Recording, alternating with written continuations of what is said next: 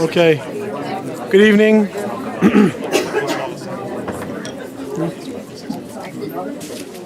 Good evening. Call to order the meeting for the Revere School Committee, January 16, 2024.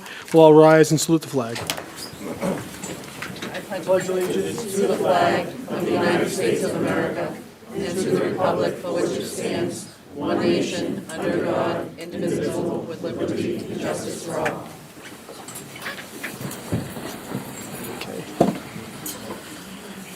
Dr. Gallucci, we call the roll, please. Mrs. Bronson Rizzo. Here. Mr. Caggiano. Here. Mr. Kingston. Here. Mr. Matera. Here. Mrs. Milbury Ellis. Present. Ms. Monterosso. Present. Mayor Keefe. Here. Okay.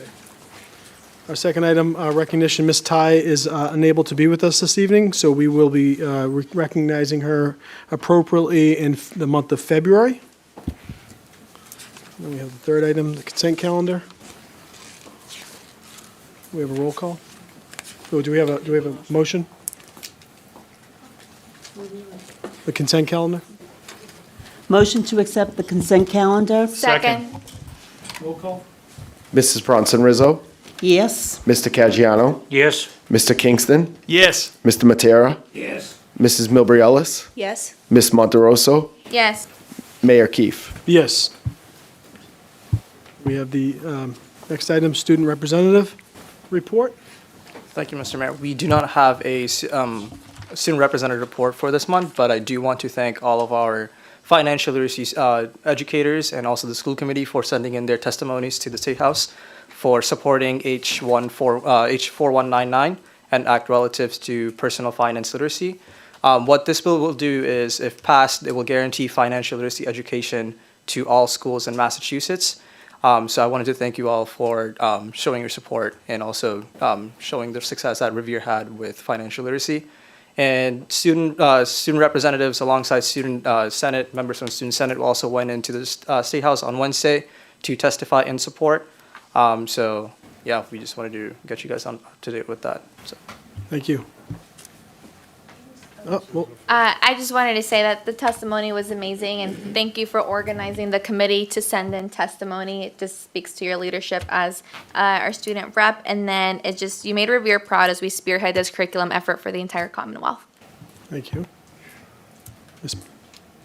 Ellis? Sure, my comments echo that of my colleague, Rehan. I reached out to you when I watched your video, and I was absolutely just really proud to see you representing Revere in such an articulate and bright, and you did us proud. So thank you. I appreciate the good work you're doing on this. Thank you. Mr. Kingston? Years ago, the credit union partnered with the school. The school got a grant, and we were the financial partner for them. Just so the parents know, financial literacy is a requirement for graduation in Revere High School. It's not a statewide requirement, but it is a requirement at Revere High School. All students are required to take it. I think that was based on the early work that was done quite a few years ago to get that off the ground. I was first offered as an elective class, but now it's required to be taken for graduation. And I think that's something that's very needed, and it's important, and I'm glad that Revere has it as part of their graduation requirements, and hopefully the state will as well. Thank you. Thank you. Ms. Rizzo? I just want to say I've always believed in student voice. It's been one of my campaign things for a few years. I've also been proud to sit with the Massachusetts Association of School Representatives, Student Representatives, I'm sorry, and to see all these students throughout the state put together this association and these students work together.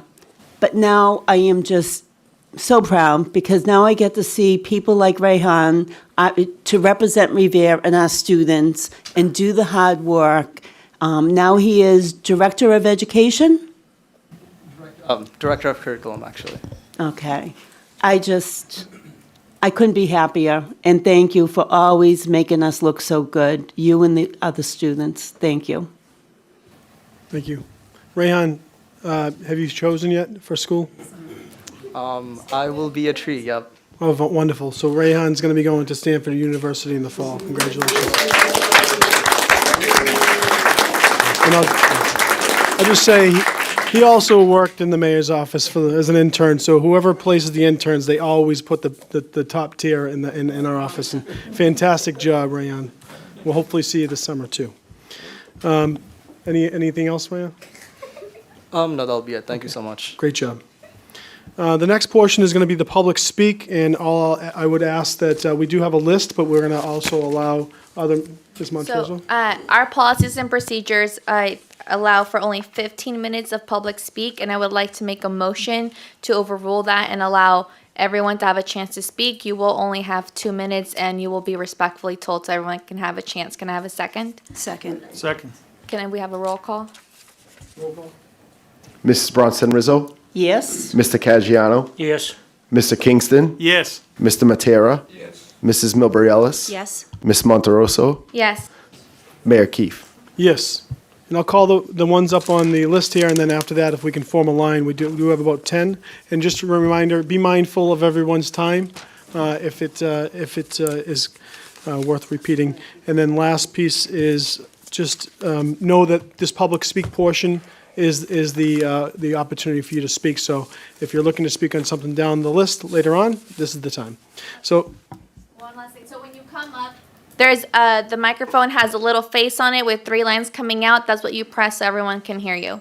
okay, thank you. First is Bella Stamatopoulos, and you'll have to cite your name and address for the record, please.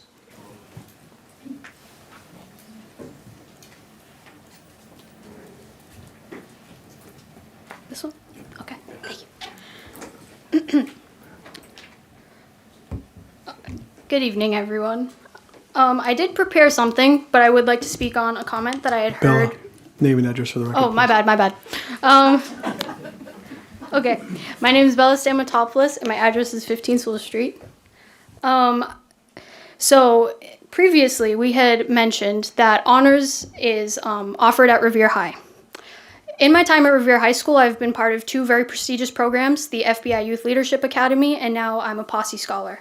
In both situations, I've gone for an in-person interview where my transcript has been questioned, as people want to know why I've taken AP rigorous courses, but no honors courses. And in both situations, I've had to explain that honors were lost in the crossfire of detracking. Posse is about a $250,000 scholarship.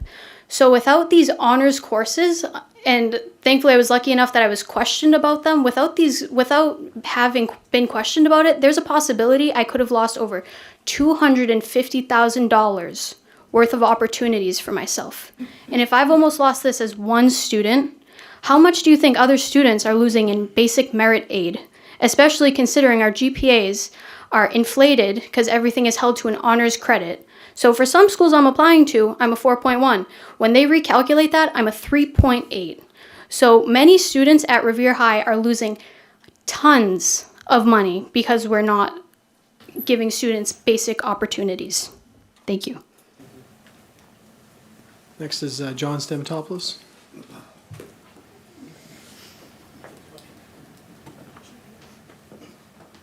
Name and address for the record. Do I have to turn it on? Okay. John Stamatopoulos, 15 Sewell Street in Revere.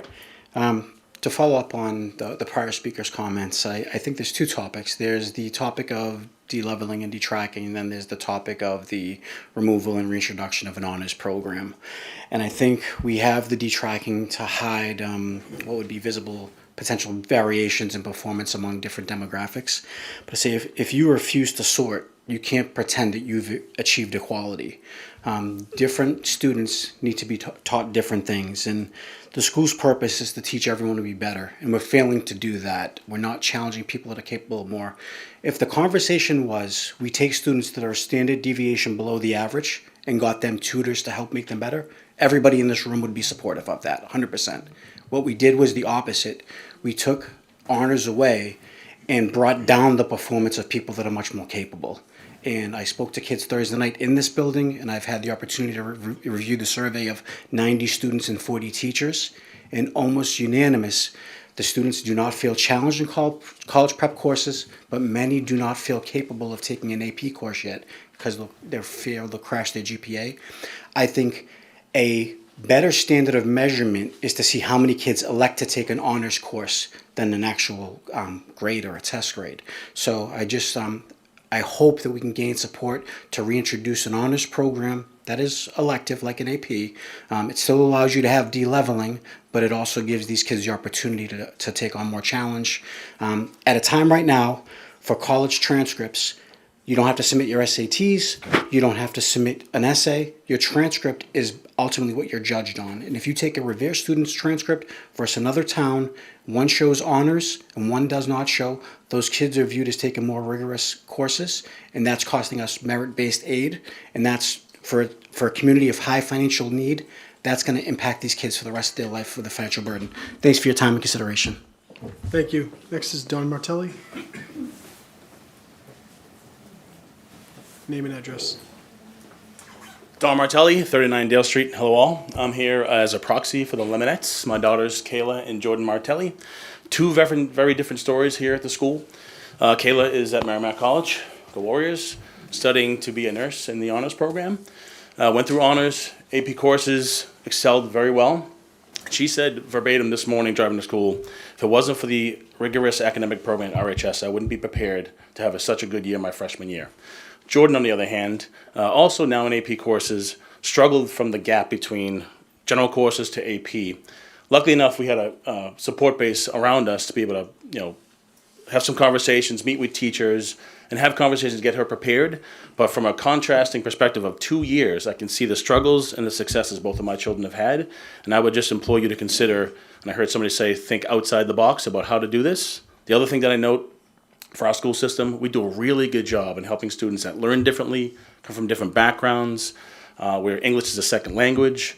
I think that support base, people move to the city because of the things that you all have done in this community. And I would implore you to consider all the students holistically, those that learn differently, those that struggle, that need help, and those that want to excel and go on and change the world like Bella and everybody else. So thank you for your time. Sala Hoxha.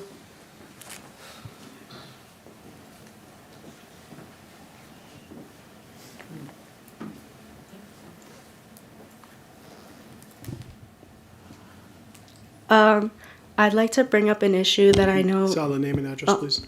Sala Hoxha, Arlington Avenue 22. I'd like to bring up an issue that I know many teachers are not a fan of, and neither am I, as a middle schooler in the Revere Public School District. Middle school should be a transition for students from elementary to high school, a time to develop our skills and our knowledge. I want to say that I am not a fan of detracking classes, but what I completely disagree with is getting rid of pre-AP classes and a student's chance to reach their full potential. I agree that every student should be given the same chances. However, I do not agree with giving every student the same work. We don't all work at the same pace, and something that I see become more frequent is the dumbing down of our work. From making the grading system incredibly easy, which doesn't challenge us at all, to getting rid of pre-AP classes, which helps students get the most of their education and develop skills during a time which many consider a transition time for students to work on their skills and prepare themselves for high school. How are we expected to do this when it's almost impossible to fail? Because of the highly subjective grading system, depending on your teacher, you can get away with doing the bare minimum in any class and still pass with a competent grade. The grading system and getting rid of pre-AP classes have both contributed to the coddling of children my age, and as a result is only going against us getting prepared for high school. By enabling pre-AP classes, you're able to have a step forward in your education during high school. Removing pre-AP combines both the slow-paced and fast-paced children, which usually slows everyone down in the class, and teachers, because they are trying to help the slower-paced children, they overcompensate the time we truly need to do our work. And as a result, slowing our class down. Inevitably, the fast-paced kids are slowed down. There are times in class where I feel like children my age are underestimated, and while our teachers... Okay, you're welcome. Matt, good job, sir. Matt Terrell.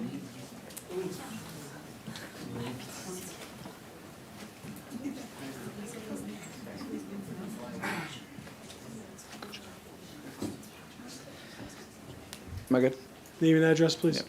Matthew Terrell, 215 Crescent Ave. I just kind of wanted to say a few words. Just personally, I'm very much in favor of bringing back honors classes, pre-AP classes in middle school level. I was one of those kids that was in honors classes, in pre-AP classes, and I was able to benefit from moving around in these classes. However, I know that there are a lot of issues where kids do get pigeonholed. So what I wanted to come up here to say today was that also from my unique perspective as chair of the RHS Student Senate, that I want to make sure that no matter where we go with this, we incorporate the students' voice and we take it slow so that we can listen to the students, so that we can listen to the teachers. And so we don't screw this up like we screwed up detracking. I think we should really take the teachers, students, staff, everyone, parents, just take all of their points of view into response, and that's about it. Thank you. Salsabil Mendoza.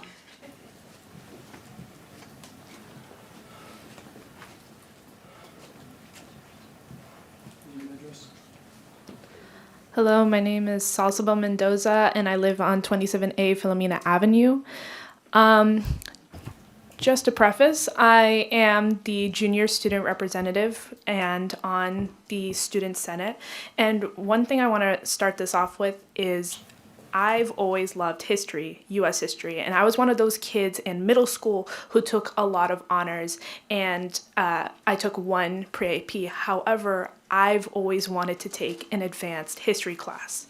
So following my freshman year, after taking a regular U.S. history class, I took an AP U.S. history class. And I watched as my classmates around me struggled with the new concepts that were in that class, the essay writing, the new load of work that was totally different to what we had in our typical classes. We were expected to do way more homework, and I saw a lot of students fall behind. Now, this year, I am taking AP World and other APs and finding that a lot of students were discouraged from pursuing another AP simply because they didn't enjoy the transition from regular classes to AP classes. And I think honors classes would help smooth that transition much more and make it a much desirable environment to learn and find your interests. And that's the point I wanted to make. I am very much in favor of bringing back honors classes. Thank you. Thank you. Sean Morris. Name and address, Sean.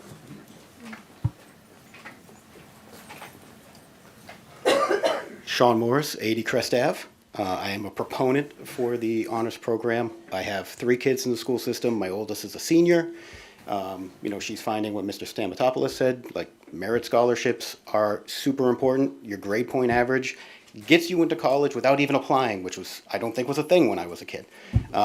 So the fact that they're missing out and they have less competitive advantage against kids from Chelsea, of all places, is crazy. And then I just think we have to ask ourselves, do we have kids in Revere High that are capable of doing honors? Yes. Do we have kids at Revere High that want to do honors? Yes. Do we have kids at Revere High that don't want to do honors? Yes.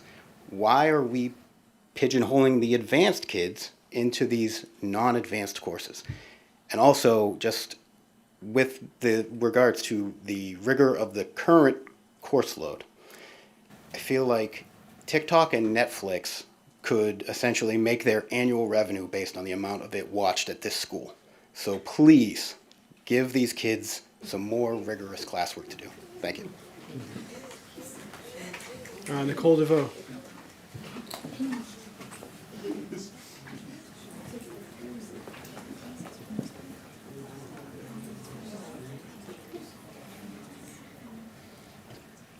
Hi, Nicole DeVoe, 215 Crescent Ave. I am a proponent of bringing back the honors program. My son Matthew was on a pre-AP track in middle school, and I feel like when he came to high school, and I understand that was COVID, it just stopped. And he was advanced to a point that he was far ahead in math and far ahead in other things, and he just was met at a point where, what do I do now? I think as far as, I have 2 very different children. At this point, my other son would probably not be in pre-AP for most classes and would probably maybe not be in honors coming into the high school. I don't think that those lower level classes are a negative thing. I think those are almost more important to be taught in a certain way to let those kids rise up. I don't think they should be pigeonholed. I don't think, like you're talking about the past 150 years, I don't think that's how it has to be. I think these classes should be leveled in a way that they're leveled for these kids, for all these different kids of all these different abilities. I don't think the kids that can learn at a different ability should be held back. I don't think the kids that can't come up to the same level as these other children should be held back either. They should be taught to raise up. I don't think those classes should be taught at a lesser level. I don't think they should be pigeonholed. And pretty much that's it. Thank you very much. Thank you. Marie Brito?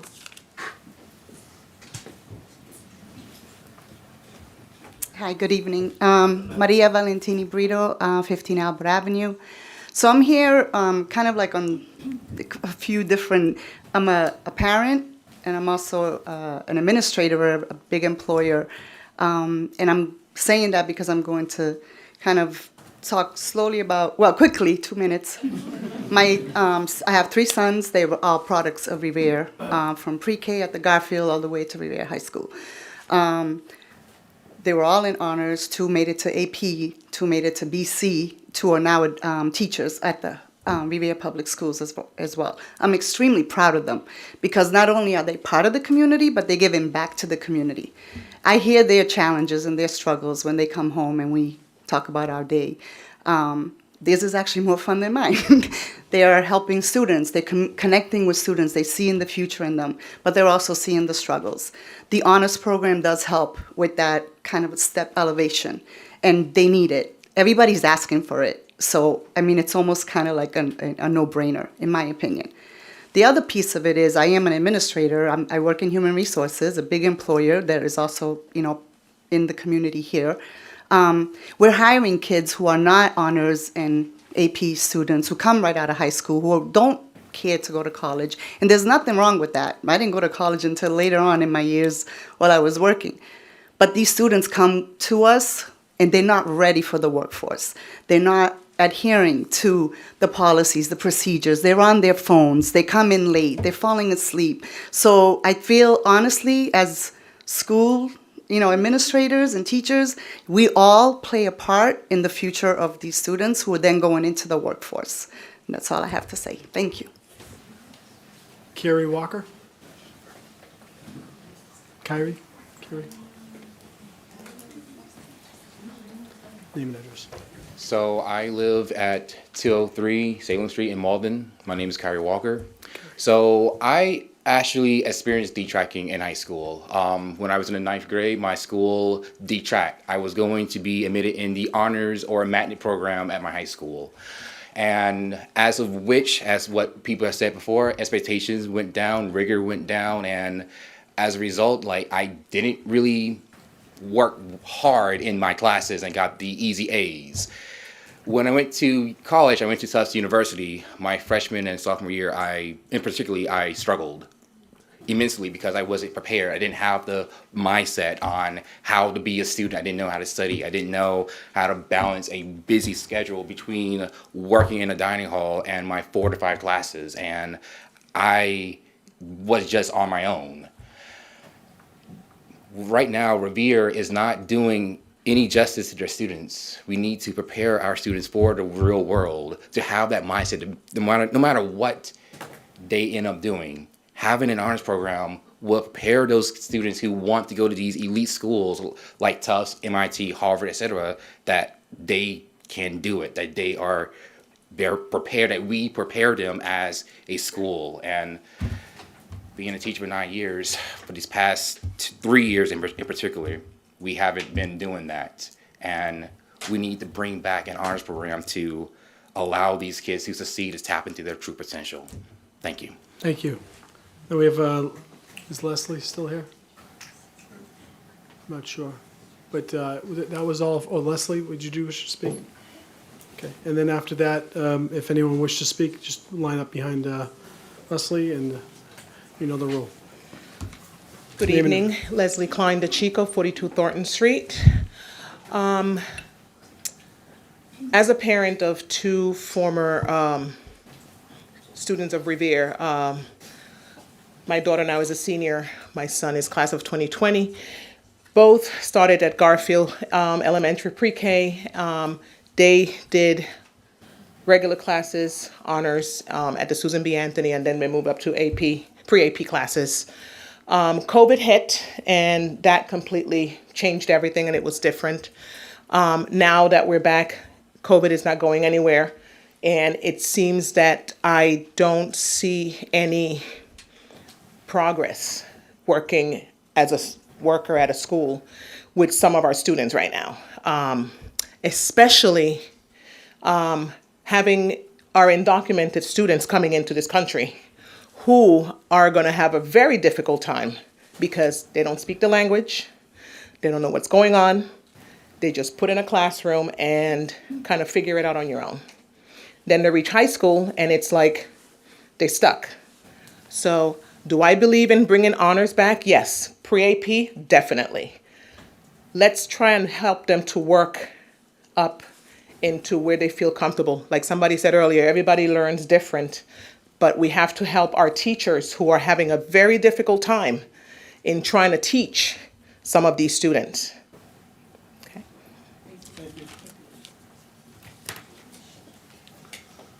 Chris Kingston, Tewksbury, Massachusetts. I've been a teacher in the Revere Public Schools for 27 years, 14 at the Revere High School. I'm also the U.S. AP government teacher and politics teacher. There are current students, former students in this room. There are 4 members of your committee that I have taught your children, nieces, nephews, and cousins. You've all trusted me. Please trust me. Do not kick this can down the road any further. The superintendent said they've talked about the current program we have now for 15 years. We can't afford to hurt 4 more cycles of children. I teach a financial literacy class that is a heterogeneous class. I have students with 3.9s and I have students with 0.4s. There are people in this room that can attest that I'm a decent teacher. I cannot differentiate to cover that spectrum of students, never mind ELL, language barriers, and anything else. We need an honors program, not just for the kids at the top, but more so for the kids at the bottom. They need a pat on the back. I teach juniors and seniors in my AP class.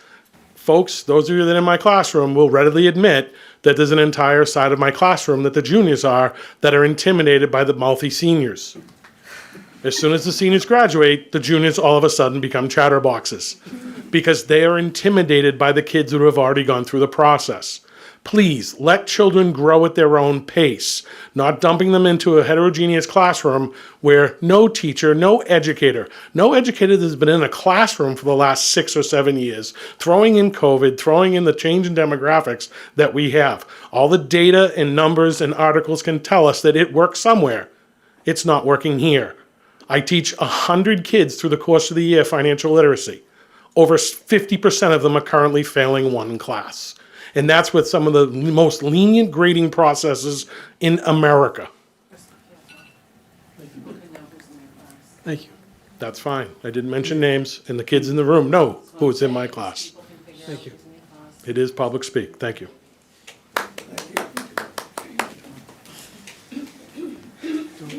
That's a tough one to follow. Ralph DeChico, 49 Washington Street. I am a proponent for bringing back the honors. One thing that I'm going to say first of all, as Aisha mentioned, this is a yes or no vote to bring back honors, not the curriculum or how the curriculum is going to be set. I can attest to my daughter when she was in middle school. She's a senior this year. She was in honors in AP. In the high school now, she only has the choice to take AP classes. It's very strenuous for a student to take AP classes, especially the child thinks that they're going to fail. You need to have a stepping stone for them to be able to get up to that AP. I'll put it in a simple analogy, a sports analogy. Baseball. You have single A, you have double A, you have triple A. You have a stepping stone to keep making yourself better. You start off, when you get drafted, you go to single A. You make sure that you're bettering yourself, you go to double A, you go to single A. Students or athletes that need to hone their game, stay down a little bit. They're taught at a different pace to learn their athletic ability. Students are not all taught the same way. By not having an honors, you're keeping those students that want to excel to be held back. They're going to be disinterested. They're not going to be able to excel. I've seen that, and Aisha and John Stanatopoulos knows at elementary level. We've seen it that the poor teachers have to keep their level down. They cannot be able to teach the students that want to excel because they have to bring the level down to them. Nothing against the students that have to be taught at a lower rate. That's what's expected. That's what needs to be done. But the students that you're saying that students are failing, the students that we're failing right now are the students that want to excel. So if anybody has any complaints who is really failing right now, it's the students that want to excel, because we're dumbing down the education for those students. Thank you. Thank you. Good evening. I'm Cheryl Samansky, and I'm going to give my address as 101 School Street because I basically live here. And this is my 31st year teaching here. One of the school committee members is a former student of mine. The first thing I want to say is nobody is saying that we want to go back to the old way that we did for 150 years. None of us have said that to you in the past 12 years that we've debated this issue with you. Yeah, kind of. Everybody. I have a personal story. I grew up in Revere. Revere Public Schools before ed reform. My parents sent me to Pope John for high school. I was behind every kid from Malden and Everett and Chelsea because the math program we had at Revere High School, at Revere Public Schools then, was behind all those districts. That footprint is the footprint we have back. That footprint is from 1982. So we've gone back 50 years. Well, 40 years, I can't do math. Pope John, I will tell you this, as the AP Calc teacher, I have always took kids who did not come from honors classes and pre-AP classes. I always have. And you had a model in this building of how teachers could do that. You had me. And I could teach every teacher in this building how to do that if you gave me the opportunity. I've never been given that opportunity. Outside of the 2 weeks that we prepared during the remote year, I don't remember any of us as a group being trained for teaching a detract class. And so every teacher who has been hired since then, and the teacher turnover rate is huge, also have not been trained for it.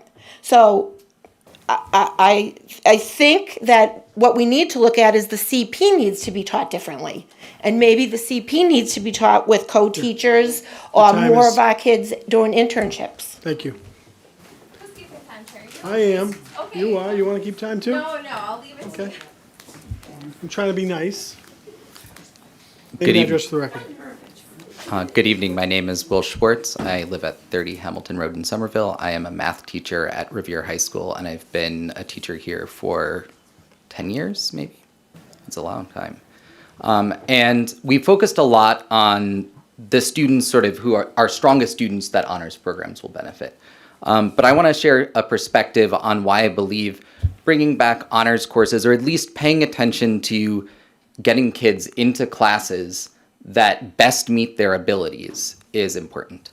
So for the past 3 years, I have taught a math class that helps kids earn credit who have failed to earn credit for 2 years. So this means that they failed 4 semesters of mathematics at Revere High School. And there's a small group of students for whom this applies, and there are many reasons why there are students in this place.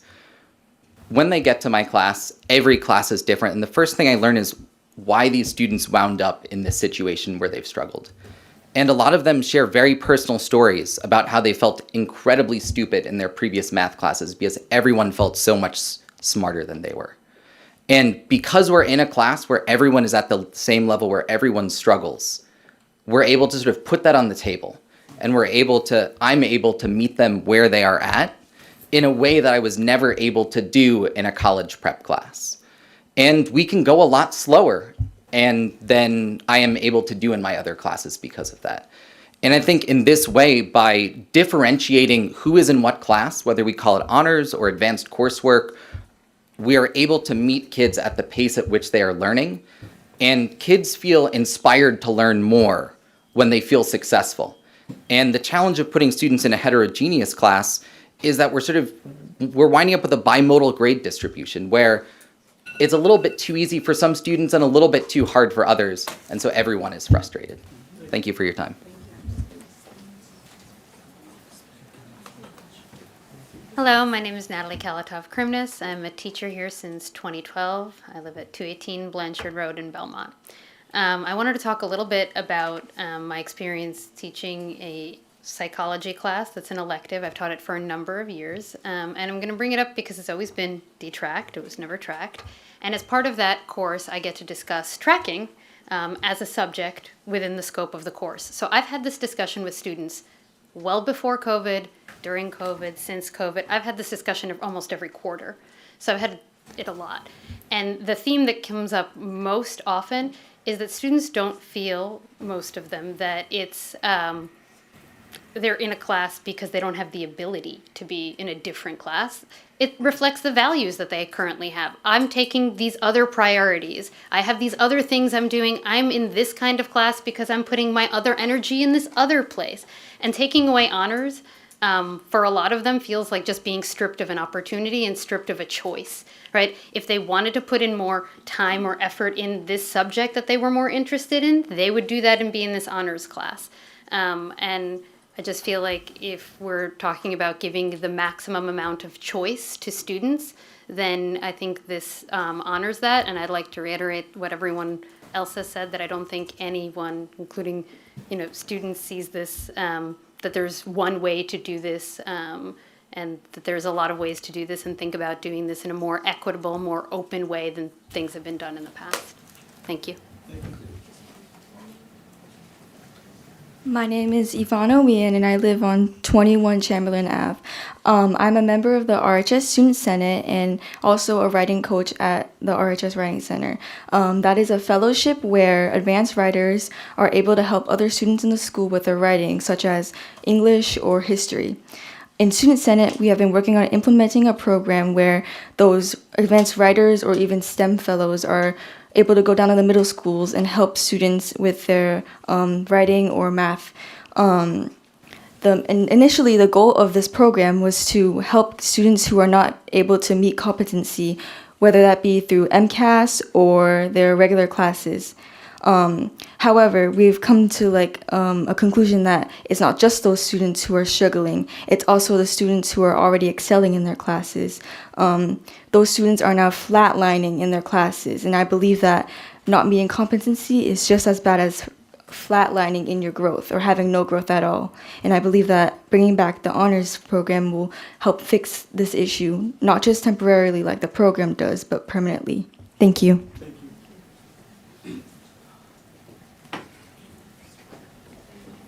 Brandon Brito. Forgive me, I'm not as articulate as my mom. So, currently I'm a health teacher, 6th and 8th grade at the Garfield Middle School. It's really a pleasure to be teaching at the same school I grew up in, from preschool all the way up to the 8th grade. And every time I look out into my classes, I see just familiar faces, kids that remind me of me, kids that are a lot like some friends. And, I tell my kids the same thing every single day in school. You're going to be fine. No matter how well or how poorly you're doing in school, you're going to be just fine. And, we're all going to mature and you're all going to do great things. But when we talk about honors, and the reason why I support bringing back honors programs is, I think about the kids that work really, really hard. I think about the kids that go above and beyond in everything that they do. And it makes me think of me when I was in Garfield and I was fighting to get into an honors program because my goal was to go to Boston College, which I ended up doing. I remember the long hours of studying. I remember how much grit it took and how much resilience it took and how much further challenging it took to get to an honors program, to get to high school, to to AP and, things like that. And I think about, the position that a lot of my kids are in right now, just in the 8th grade.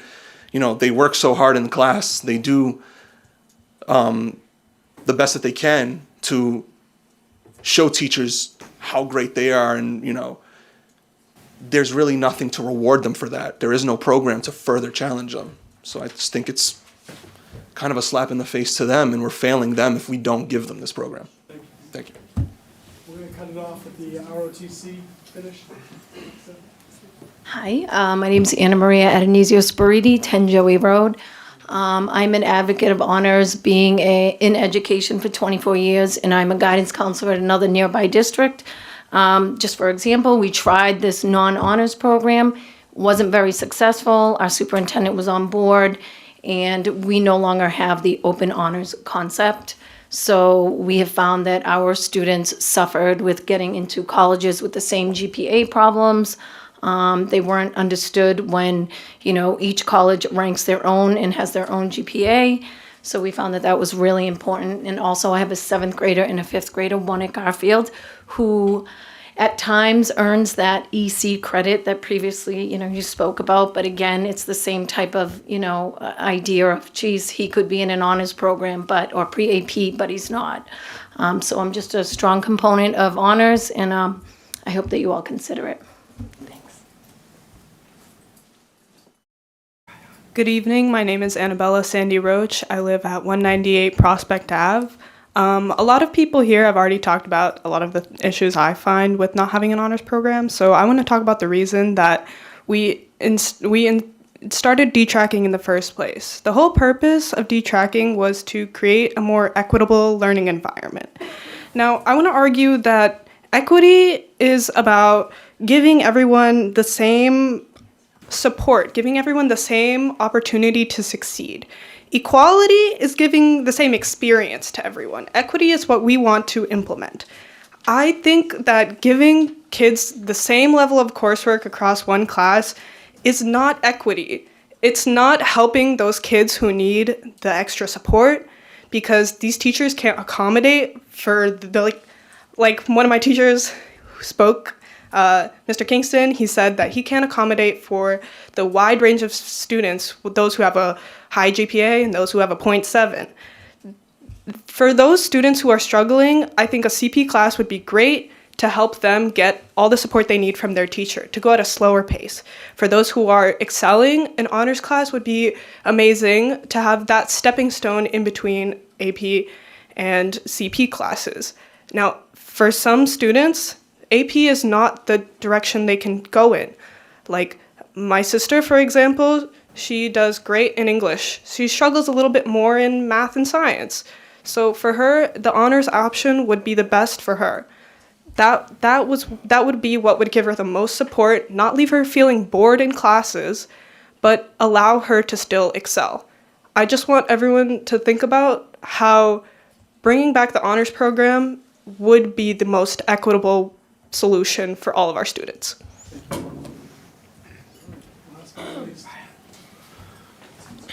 Good evening. My name is Matthew Brito, 15 Albert Avenue. So while the implications and the intentions behind detracking was admirable, as many of us have already seen and talked about today, it is evident that it is unproductive in this case. And I'm speaking solely based on observational evidence or community observation rather than anecdotal evidence. But by removing the honors program, the intention was that teachers would be scaffolding within their classrooms. But from what I've observed within the 2 years that I've been teaching here is that even when you're scaffolding in the classrooms, students are still getting anxiety and having insecurity because they still notice that when you are separating groups of students within the classroom who are deemed the high achievers and who are deemed the lower achievers. So for teachers, that makes it difficult for us. But on top of that, in the name of equity, in order to create more opportunities for our students who are struggling, that should not come at the expense of students who want to challenge themselves and who want to continue pushing themselves. So as a committee, if your guys' intention or decisions are based on the voices of the people of the city, then it is evident that a majority of the teachers and a majority of the students at the school are in favor of an honors program. So that's just something to consider when making this decision. Thank you.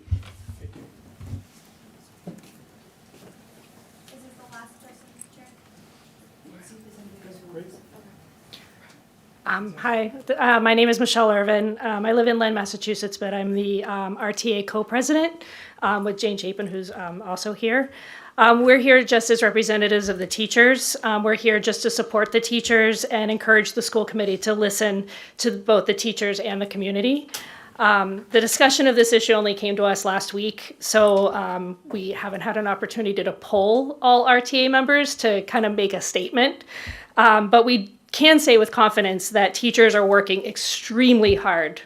They're wearing more hats than they ever have worn before, and trying to provide many levels of work and meet the needs of every student in front of them is exhausting. And I would even dare say that it's not entirely sustainable to have that much in front of them. Thank you. Thank you very much. That wraps up our public speak. Mr. Mayor. Right?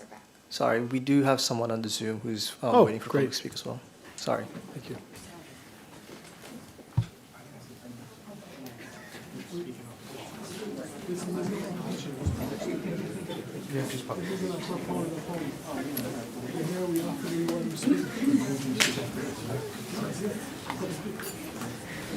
Hi, Urcha, are you there?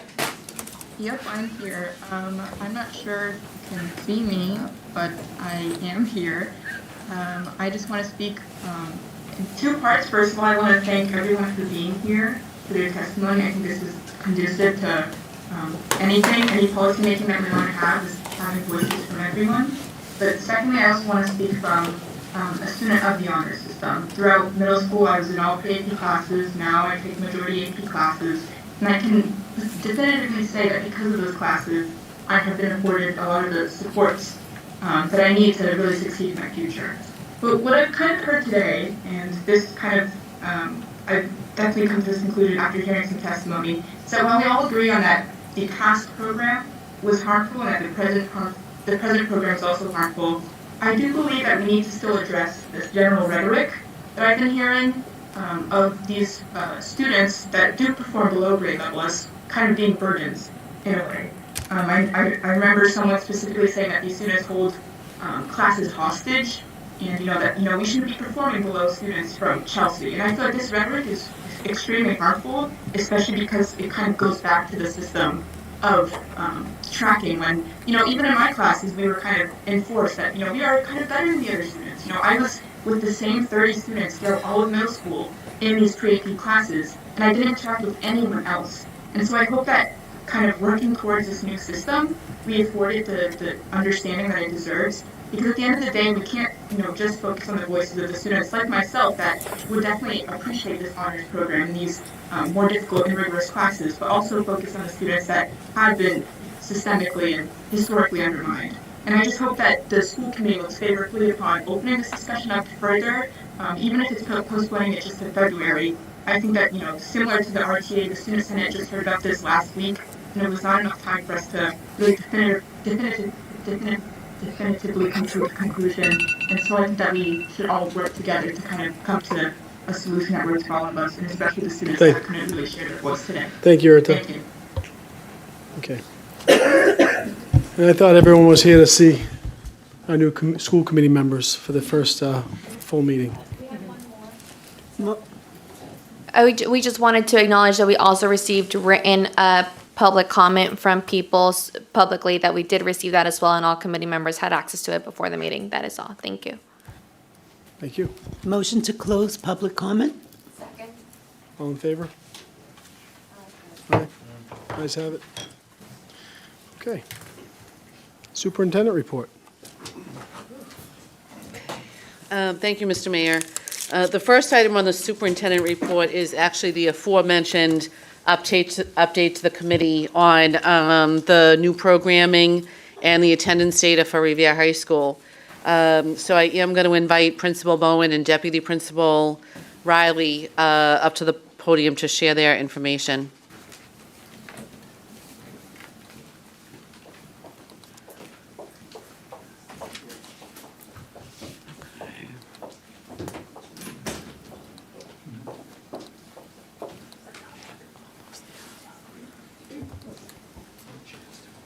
All right. Good evening, everybody.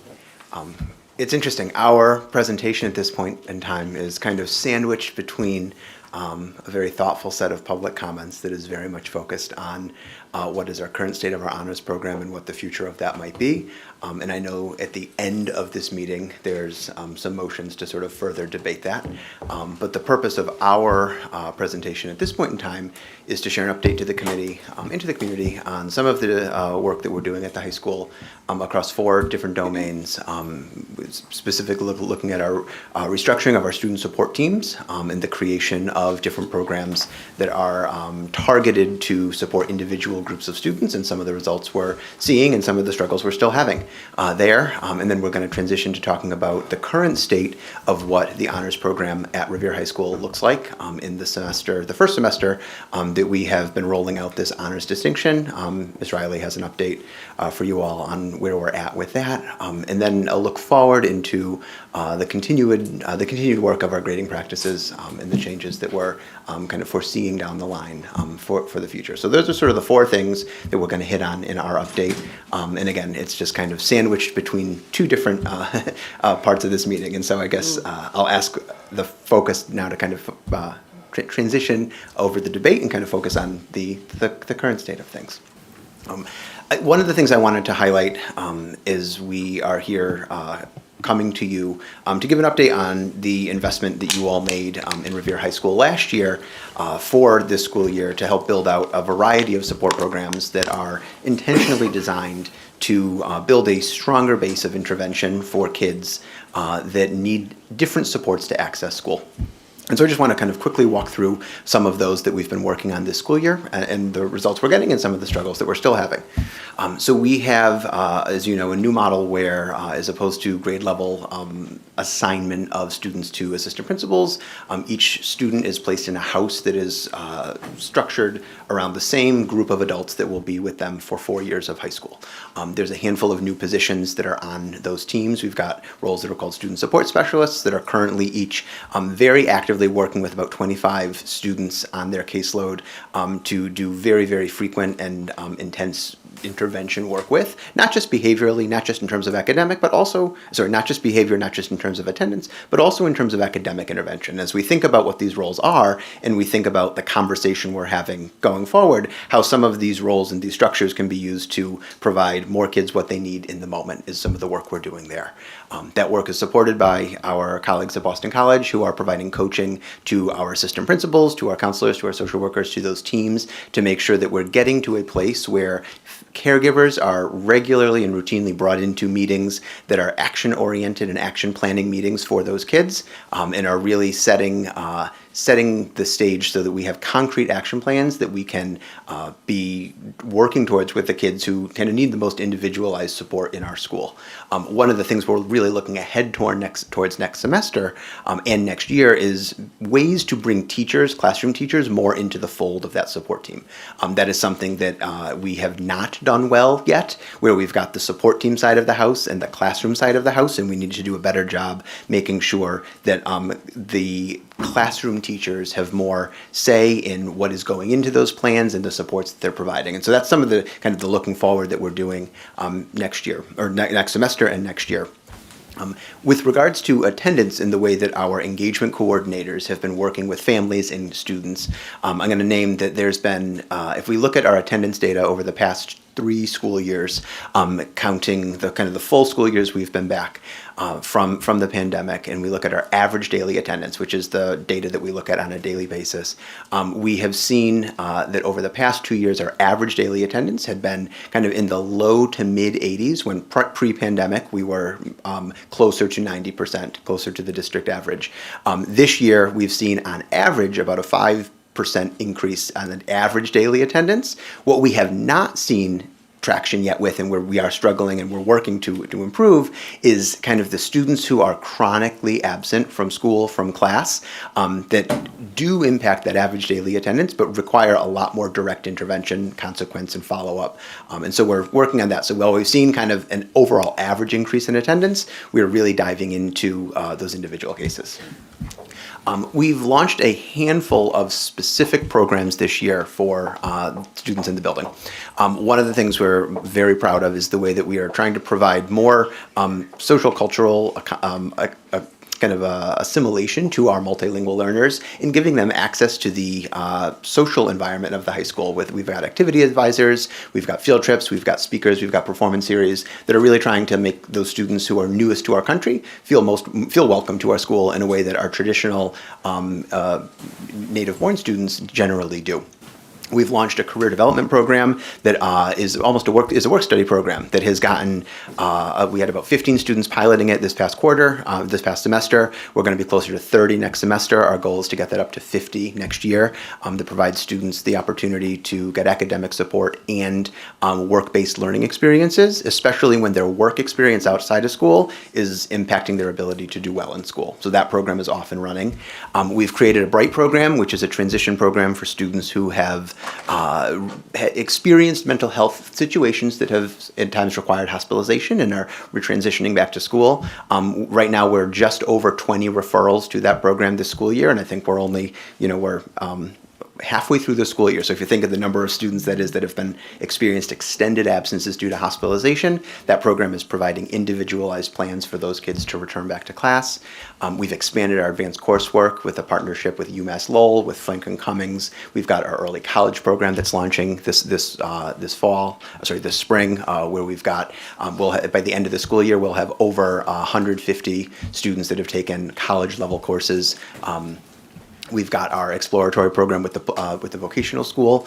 We had about 12 students that were in that plumbing program this past semester. We've got a new cohort coming up. We're closer to 15 in that enrollment. That's where we're capped at. That's been an awesome partnership, and the 2 faculty members we've had there have been great and have been giving our kids who've never had that experience to do any of that vocational work that opportunity here. They've absolutely love that program. We've got over 85 ninth graders matched with community-based mentors in our Big Brothers program that you all have supported. And we've got our goal, kind of looking forward to next semester, as we think about registration, as we think about the work for next school year, is making sure that everyone in the community, particularly though those in the school, get a better understanding of what each of these programs do, so that we can make sure that we're getting better referrals, better registration for that program, so that next school year we're able to grow those from what we have this year.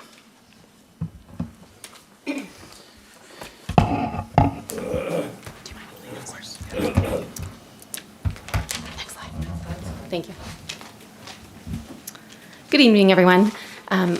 I will admit that I have one slide addition, and I did so because I was on a walkthrough with our Dusty partners last week in English 10 classrooms and English 9, and students were working on their Macbeth True Crime podcasts, and one student said to me, "Miss, I'm trying to work on the honors option for this one." So that made me want to share more specifically what this looks like in courses of different content areas.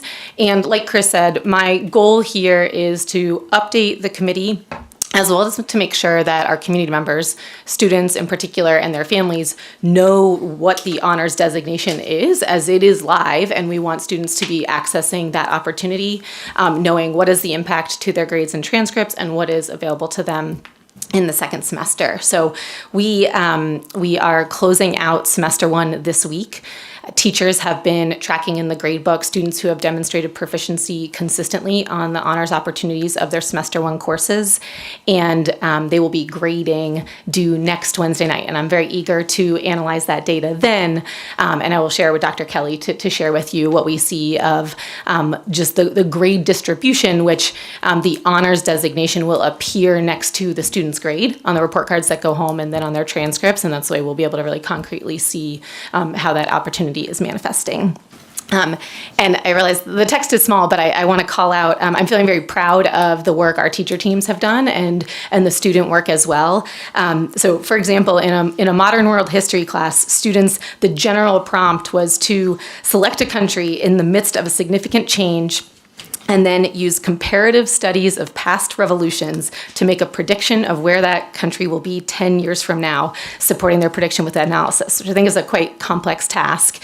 And the class was provided with 5 case studies and the associated resources, but then for the honors designation, students needed to select their own region and cultivate their own primary and secondary sources. And I got to read the analysis of a student who chose Cuba, which was not one of the original 5 case studies, and had really incredible writing. So I think a theme I draw from the opportunities that are in progress right now is that the honors, to pursue honors designation takes a level of self-direction, of independence, of challenge that is beginning for our students, and you can see sort of what that's looking like in some different classes.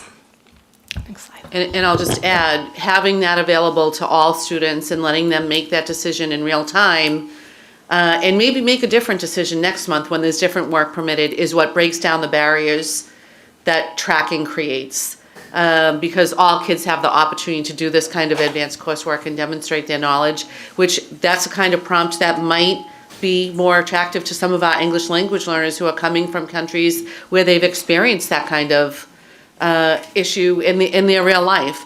But if that student were put into a college prep or a standard level class that didn't invite them to think with that level of rigor, then they wouldn't have that opportunity that's going to set them up for success in the future. Thank you. Next slide, please. Thank you.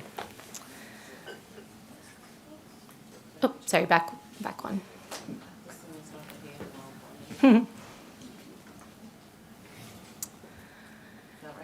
Yes, that's perfect.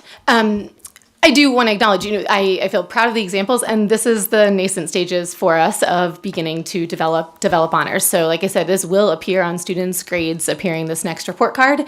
As students look ahead to their second semester classes, they should be really thinking about, what they seek in their courses. I had an exchange with a 12th grade student who said, I didn't have this opportunity first semester. So I looked at her course load and it made sense because she took AP and art electives. And then looking ahead to the spring, this is a student who took 2 AP classes and then English 12. So it's clear to me this is a student who desires advanced options. And I told her, be looking out for the English 12 honors designation that you can earn.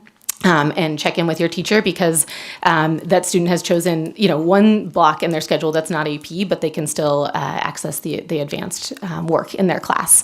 And then we, as a teacher, we have our half-day school day tomorrow and our principals meeting, and the focus of that will be the continued collaboration of our teacher teams to calibrate, develop consistency, to look at the honors opportunities that have been given cross-curricularly so that we can continue to refine that for our courses. And then lastly, I want to speak briefly to another main part of my role as it relates to the teaching and learning at our schools, and most importantly, what happens in our classrooms. I clipped there the goals of our competency-based learning from a presentation from my predecessor a few years ago. And by way of update, we have 2 grants that are really fueling a lot of great work. The first is GLEAM, Growing Literacy Across Massachusetts, where our 9th and 10th, though it's been work in our middle schools that's now come to 9th and 10th grades, really deeply digging into our curriculum and then what that instruction looks like. And then we're in year 2 of our Rethinking Grading grant. And the position, my colleague Antonio, who leads with the directors, the coaches, teacher leaders, and Chris and I, what the future of our gradebook is and how we continue to be really grounded in what are the standards for courses, what do we want students to be graduating proficient at, competent for in life so they can be successful. And that work continues. That will be the focus of our March principals meeting with our staff then. Thank you.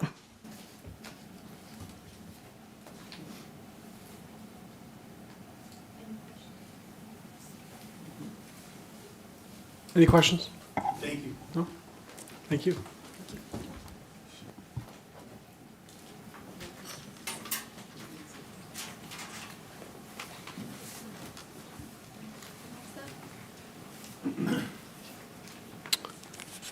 Dr. Kelly? The next item on the superintendent's report is the special education redesign, and some suggestions that our new special education team has to continue the evolution of that department.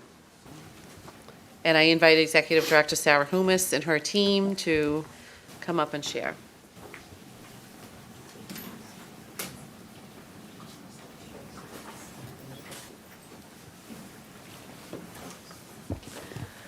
Good evening, and thank you for inviting us to present this evening. We're so excited to share the continued progress of the redesign committee.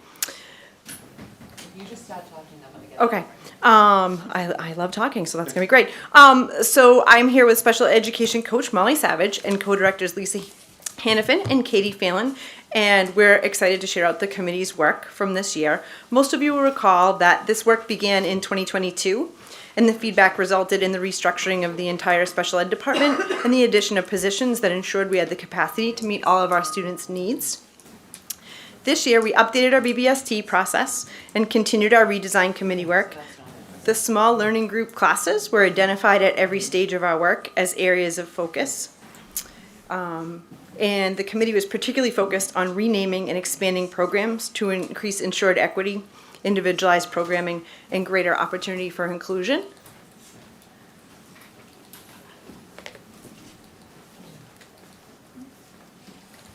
Just for some context, throughout this presentation, we'll be talking about substantially separate classrooms, which are commonly called SLGs or small learning groups in Revere. These are educational settings outside of the general education classroom for students with disabilities whose learning needs cannot be met in the typical general education environment.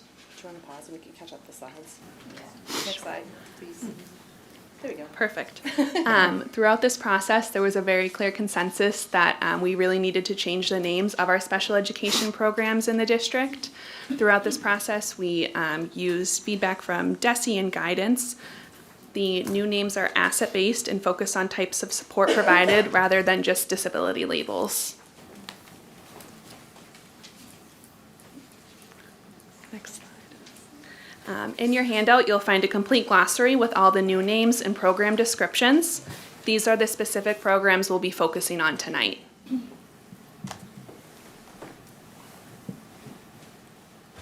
want me to go, or do you want to run through them? No?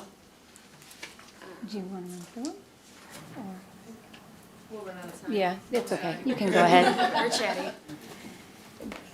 This visual illustrates the current specialized program pathways from elementary to middle school. Note there are 5 programs at the elementary school level that feed into 2 middle schools. Specialized programming at the Beachmont ends after first grade when students transition over to the Wayland for grades 2 to 5. Note that GMS currently does not have representation of students with significant special needs. Multiple stakeholders were surveyed and interviewed during this process. In addition, walkthroughs were completed and placement data was reviewed. This process was triangulated using DESE guidelines, including taking into consideration the new dyslexia guidelines. As a result of the data collection process, the following key takeaways helped shape our rationale for expansion and transformation of specialized programming. There were less options for special education programming at the middle school level, and our ASD track is not streamlined. Based on takeaways, we focused on 3 key areas for the redesign. Expansion, expand the middle school special education continuum of supports. Streamline, expand, and support the IGNITE programming, formerly known as ASD classrooms, and support long-term vision of increasing full inclusion opportunities within our schools. Now we'll be describing the programs we'll be expanding and transforming. First off, we'd like to acknowledge the strong life skills programming in Revere. Currently, there is a life skills classroom at the SBA focusing on adaptive life skills and adaptive academics. A challenge with the current location, these students are asked to transition 3 times in their school career, Garfield Elementary to SBA to RHS. The transition across the city results in students being further away from the community resources of the pool, community center, and train. On the left depicts the current track. On the right represents the transformation of program to the Garfield Middle School, now called Ascend. By shifting the middle school to the Ascend program to the Garfield, students will stay at the Garfield complex from EC to grade 8 and RHS from 9th grade until the age of 22. This additionally results in Garfield Middle School having representation of students with more significant needs. The second life skills classroom at the SBA is an academically minded sub-separate focused on significantly modified academics and social skills. The student profile in this classroom is similar to the students in the Hills Propel classroom, formerly known as the low cognitive classroom. Currently, this life skills classroom is located in a different school than RMA's SLG program, which is also focused on academics. This causes challenges when moving students between programs, which results in students moving schools. The second life skills program will move to the RMA and will be renamed as the Propel program. At RMA, the Propel program will remain a self-contained class, yet the students will have opportunities in the Excel SLG program, which is departmentalized, which closely mirrors the general education content and curriculum. Yes, please. Okay. That's why there's a house, because they'll be housed together. And having the Excel program and the Propel program housed in the same school creates more flexibility for all students. These students can have hybrid schedules, access trials to different types of programming, and different less restrictive environments. This flexibility in return can place more students on a track for a high school diploma. The DSM describes a key characteristic of autism as insistence on sameness and inflexible adherence to routines. Many of our autistic students really thrive on routine and consistency, yet we expect them time after time to switch schools in the middle of their elementary experience. These students work so hard at the kindergarten and first grade level to become a part of their school community, build and maintain peer friendships, and then have to switch schools after first grade and do that all over again. In addition, this disruption can be really hard for caregivers who now have to learn a totally new school community, and can be difficult for the general education peers who have disrupted access and representation of students with more significant needs. Yes, perfect. Under the transformed elementary program, this challenge would be eliminated, and the ASD track, now known as Ignite, would become two parallel tracks, one which serves students of East Revere and one which serves students of West Revere. Each of these programs would have a K-1 classroom, a 2-3 classroom, and a 4-5 classroom, and this would allow those students to stay at the same elementary school through the entirety of their elementary career. This would allow them, again, to build that consistency, not have to relearn a totally new school environment, and maintain those relationships that they build with teachers and with peers. Something to specify is that Ignite would not be an autism-specific track, as we really want to shift our focus away from putting students in tracks just based on disability and rather look at need. So for example, a student with autism could still be placed in a different track if that was where their needs would be met. A student without autism could be placed in the Ignite classroom if that's what their needs dictated. Here's the vertical progression and expansion of the Ignite program. To continue supporting these students, there will be 2 middle schools housing the Ignite resource room for students who still need explicit support with social skills and executive functioning. RMA's ASD resource room would now be called the Ignite resource room. With the shifts, SBA would house an additional Ignite resource room for the students in inclusion who still need those supports. The language-based program is a special education setting that provides specialized support in phonics, reading, writing, number-based information, and math. There are currently 3 sub-separate language-based classrooms at the Lincoln Elementary School, a K-2, a 3-4, and a grade 5. A challenge is that many of these students experience success in inclusion with direct interventions and specialized methodology. However, there is currently no direct continuum of language-based programming after grade 5. The strong language-based program housed at the Lincoln will now be called the Capture program and will expand to the middle school level based on the growing student need and the new dyslexia guidelines. The Lincoln will continue to have 2 sub-separate classrooms supporting students with language-based needs, K-2 and a 3-5. Students in 5th grade will have the option of a fully co-taught classroom, where they'll continue to receive the specialized methodology and interventions. Shifting to a fully co-taught 5th grade will provide increased inclusion opportunities and support the transition into middle school. Students still requiring a sub-separate placement can be placed in the Capture 3-5. With the shifts, a Capture resource room will also be added to the SBA to provide direct interventions while the students spend their day in inclusion.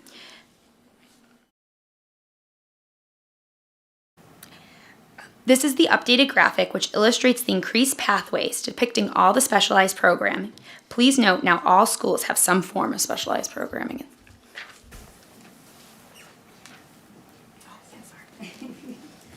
And this is just to illustrate the differences in the increased pathways for individual students.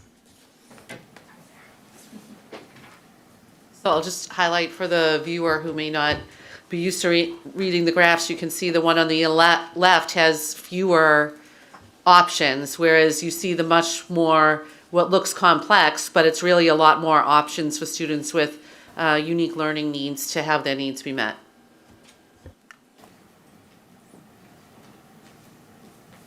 Next slide, please. So our guiding principles throughout this work have been to ensure that we remove the one-size-fits-all track and really feel that this expansion of programming does so in a way that minimizes disruption and maximizes services. To proceed, we need 3 additional special education teachers.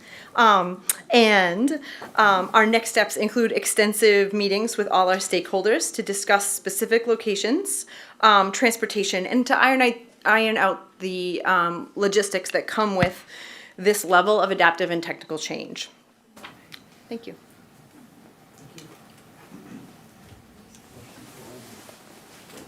Ms. Rizzo? So I just want to say thank you first and foremost for all the work that this group has done. I've had a couple of opportunities while you came after school and worked on this. I couldn't believe how many educators were involved, and the work that you put in was just absolutely amazing. I also thank you so much for changing some of our previous names. I just found it so, can't even think of the word. Heartwarming. Much more heartwarming than what the word was before. Yes. So I thank you for doing that. My question, the continuum of support for middle school, would that include the least restrictive environment? Absolutely. So the whole program is designed to increase options. We, with the huge focus always from special education, should be both from like an integrity standpoint in the law, so double, to be least restrictive. So that guides everything we do, absolutely and fully. So will we be looking at riding the same bus or eventually getting to that stage, or depending on the student? It's going to be incredibly individualized, which we're really excited about. So for some students, it may result in increased supports and less restriction, but we're getting them what they need and we'll have the data to use that. And for some, it will mean an inclusion opportunity. And even for the students who maybe go more restrictive initially, it doesn't mean they can't eventually get back to that full inclusion. Thank you, ladies. I really appreciate this. Mr. Kingston? First, I'm happy for the Beachmont folks that those children will be able to stay in the building. I think that's great. I think it was tough for them to have to leave the building at such an early age. And I know for the staff there that it was difficult to see them go. So that's a positive.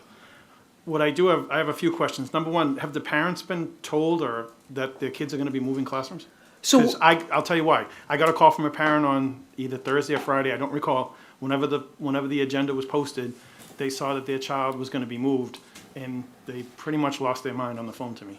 And I didn't know what to say to them. I said, I'll read through. I hadn't read through the packet yet, and I read it, and I called them back, and I said, I understand. And they said, they told me that no one had communicated to them that their child was going to be leaving. Now, I know it's 6 months from now, but this is our most vulnerable population, and I think, maybe maybe this parent missed the boat, but the way she talked, I don't think she did, and she was pretty upset, and I'll be honest with you, I didn't know what to say. No, I completely understand that. The trick with this, and I'm going to say I don't think we really went back and forth. Like, we have to get to a certain place and plan and share it out. So CPAC is in a week. We'll be sharing it out at CPAC. We're going to have individual meetings, but there's this, we have to get to a certain place to share out the information. I don't want to tell people something's happening if it's not happening. So there's this like wiggly. Well, they saw the plan and felt it was happening, and I said, I'm not sure, so I'll ask. So just to clarify, John, this plan cannot happen without 3 more teachers. So the committee needs to vote to approve that in the budgeting process. This is a proposal that they're putting before you for All right, I just committee. had a couple more questions, if you don't mind. The other question was, all right, so I guess the parent, I understand, so the parents weren't told because we don't have a true plan in place. I get that. Number two, where would if the kids are leaving the SBA and going to Garfield Middle, where would they be housed? So the next round of meetings is specific space. I have talked to the principals. We are going to be looking at space in that complex. My thought is, right now, that those children are with their SBA peers. They're in the same age group as the rest of the kids. If you put them on the third or fourth floor with the Garfield Middle, in the event of a fire drill, someone's in a wheelchair, can't use an elevator, how are you getting them downstairs? And I don't think it's fair to put them on the first floor because then they're not with their peers. So, and this is what the parents said to me. I didn't think of all this. I didn't have a clue. The parent told me this. They said, how's my child gonna get down if they're up on they knew that, the Garfield, because they said to me, where's the Garfield Middle? I said, it's upstairs. Well, how's my child gonna get downstairs?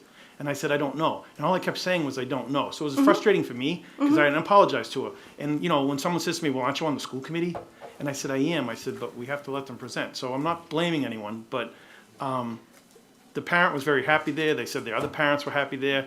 They felt very welcome there. They felt that they were extremely part of the community there. And not to say that can't happen somewhere else, but this woman was very upset that her child could potentially be moved from there.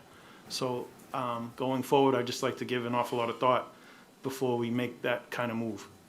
Because I don't think on the third or fourth floor makes sense. How are you getting that kid downstairs if they're in a wheelchair? And this is what the parent said to me. And I didn't know what to tell her. I really didn't. So, and when I was principal at the Lincoln, we had plans for students, on different floors in wheelchairs. And the next round of sort of meetings is all this logistical stuff that comes up. We can't anticipate what parents are, some of it we can, but what they're most concerned about. I just got hit with all this, I'll be frank. I haven't even looked at the packet yet. Yeah. I guess it just went online, someone saw it, someone must have told things get out there, Yeah. whatever. And I was like, can I read the packet? And I promised to get back to you, and I did. And then, it was a really tough conversation, and I'll be honest, I didn't have what to say. I'm not in favor. I'll just say in defense of the team, it's a fine line because we need to give the information for you to review before the meeting, but at the same time, we're trying to present the meeting as a first look to the school committee. Again, you have to understand our perspective. We get the phone call. And when I don't have, and it's not your fault, and it's not my fault either. I don't have the answers, but to the parent, and especially, and I have to be honest, a parent, that was upset about their child, they already have some challenges going on. They were just very upset. And, it got me upset, and I said, okay, when the meeting comes, and I promised her tomorrow I'll give her a phone call. But I'm not in favor of, based on what she told me, I'm not in favor of moving the Ascend kids from the Garfield, from the SBA to Garfield. I just don't, Can I just clarify, Mr. Kingston, are you disagreeing because you spoke to one parent on the change plan? For now, yeah. Okay. Yeah, I am. Can I just circle back to the parent piece? I will always, and you always.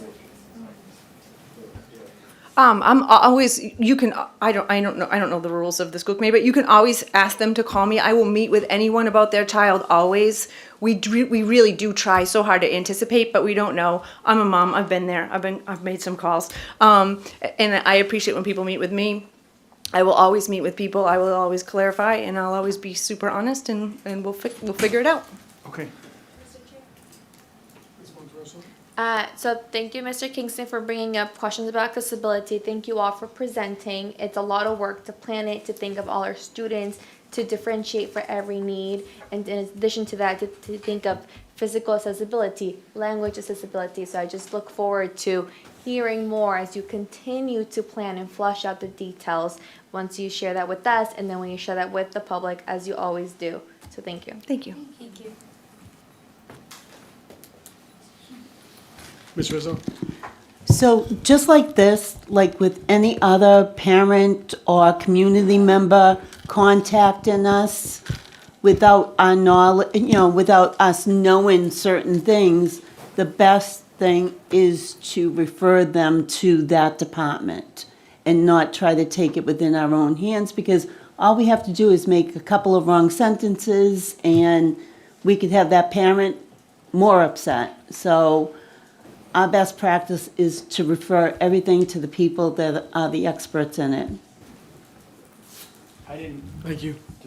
well, in defense of myself, I guess, I didn't give her any information. I kept saying I don't know. And I'm not blaming anyone for that. I'm not even blaming myself for that because I didn't know because we hadn't had the meeting yet. But she was just very upset. And am I going by one parent? No.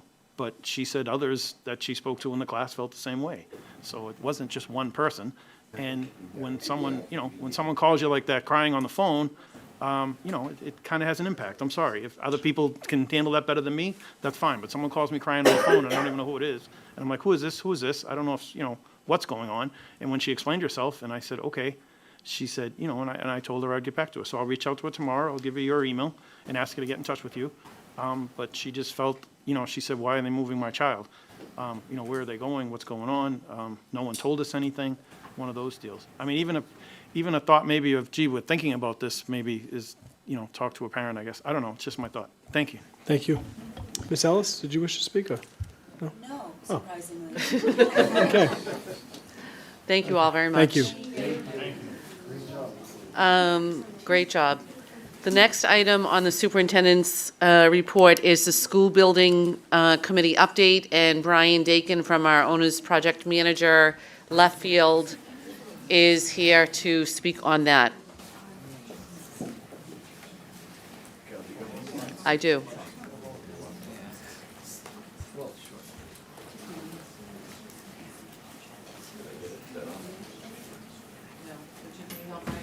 There we go.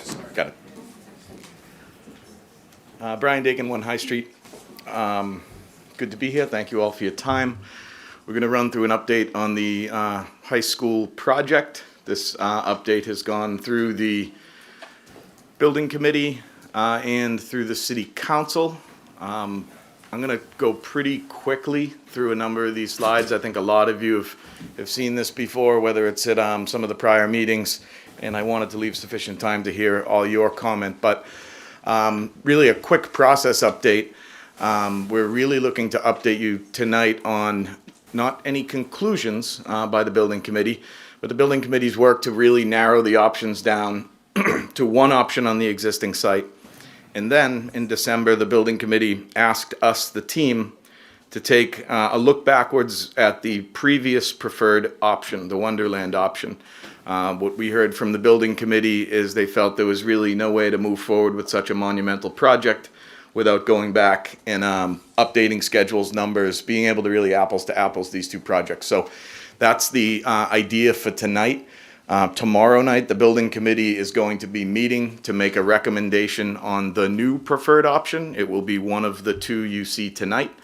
And I think there's a good chance that the building committee ultimately, I'm going to be encouraging the building committee to make two motions. One is to really pick one of these options to move forward with, and the other is a backup in case that does not get supported by the school committee or city council later this month. What I'm telling everybody is we have to move forward with an option once and for all come February. We've stretched the process with the MSBA as far as we can go. We've stretched the process with the construction schedule. Every year, time is money on a job this size. Every year of inaction equates to around $25 million in cost escalation. Without adding anything, making the building any better for the students or teachers, building of this size, $25 million more a year. And so, Brian, one thing I just want to point out that the committee can see on the schedule here, Paul, if you can go back to the slide, is that we really do need to schedule another school committee meeting between now and January 29th. It can be a brief online if that's what the committee prefers. But the MSBA requires that we follow the specific order of school building committee votes first. That's going to happen tomorrow night. Then the school committee, and then the city council. So, yeah. So we can maybe talk about that at the end of the meeting and try to figure that out. Sure. Excellent. So I'm going to run through the two options. You've seen last time we gave an update, we had three options left at the existing site, a 4-story, 5-story, 6-story option. Long story short is the building committee has identified the 4-story option, which we call the courtyard, as the preferred option among those at the existing site. The site plan is on the screen here.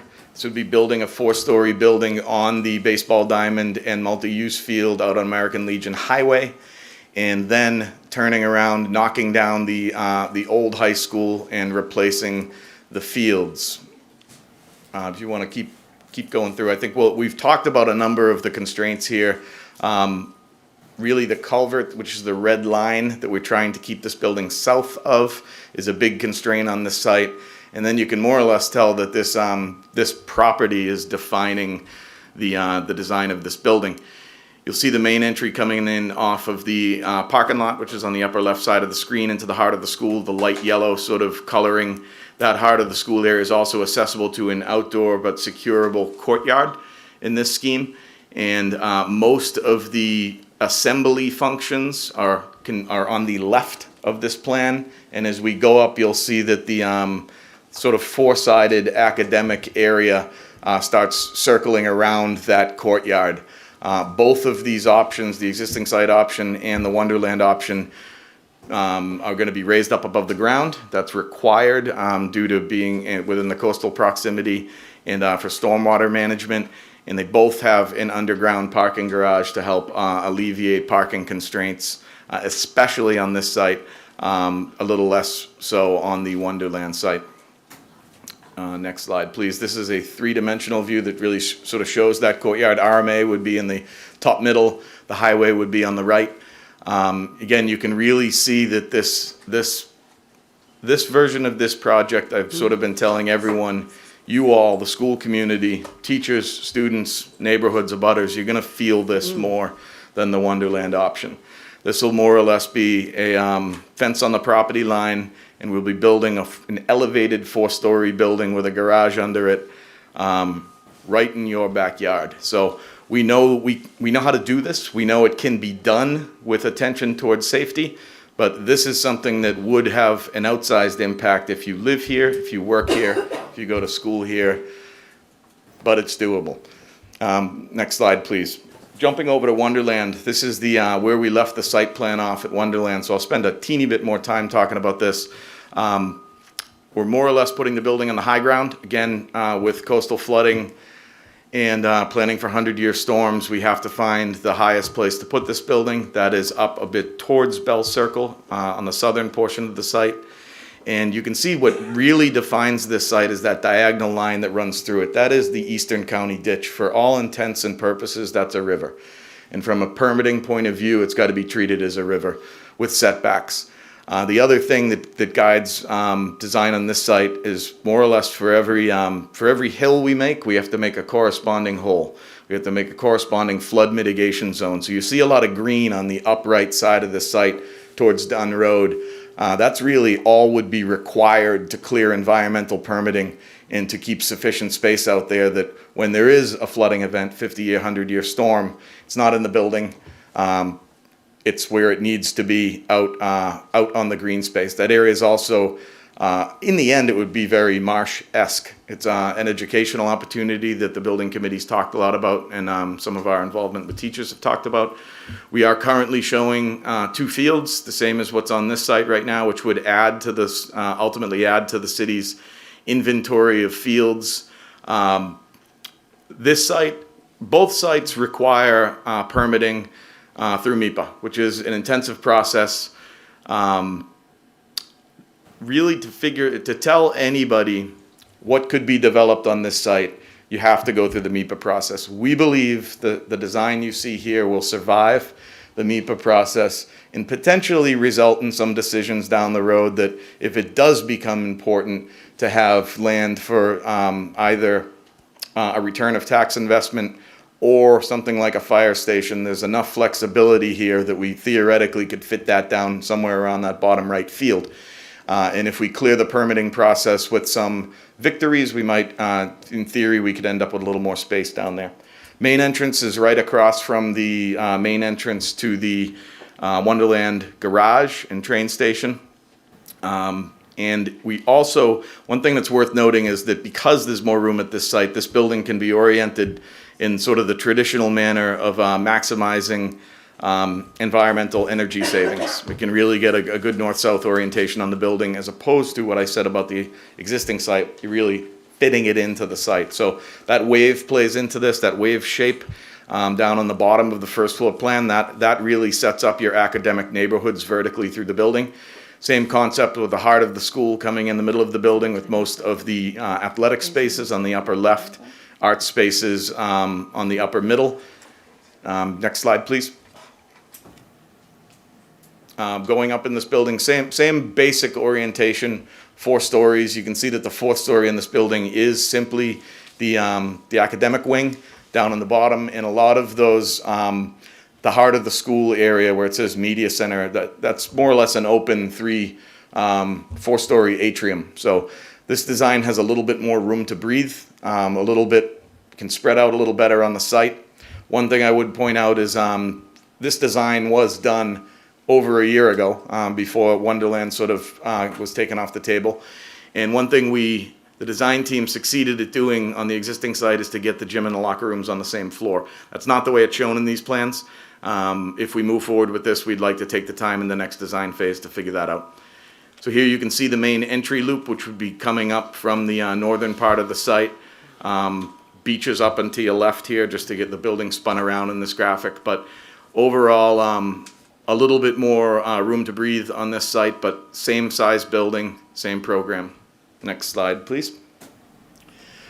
A lot of input from the contractor, Consigli Construction, on this site, and I really touched upon it when I said before. This is the existing site buildable for a 420,000 square foot building? Yes, we could do it.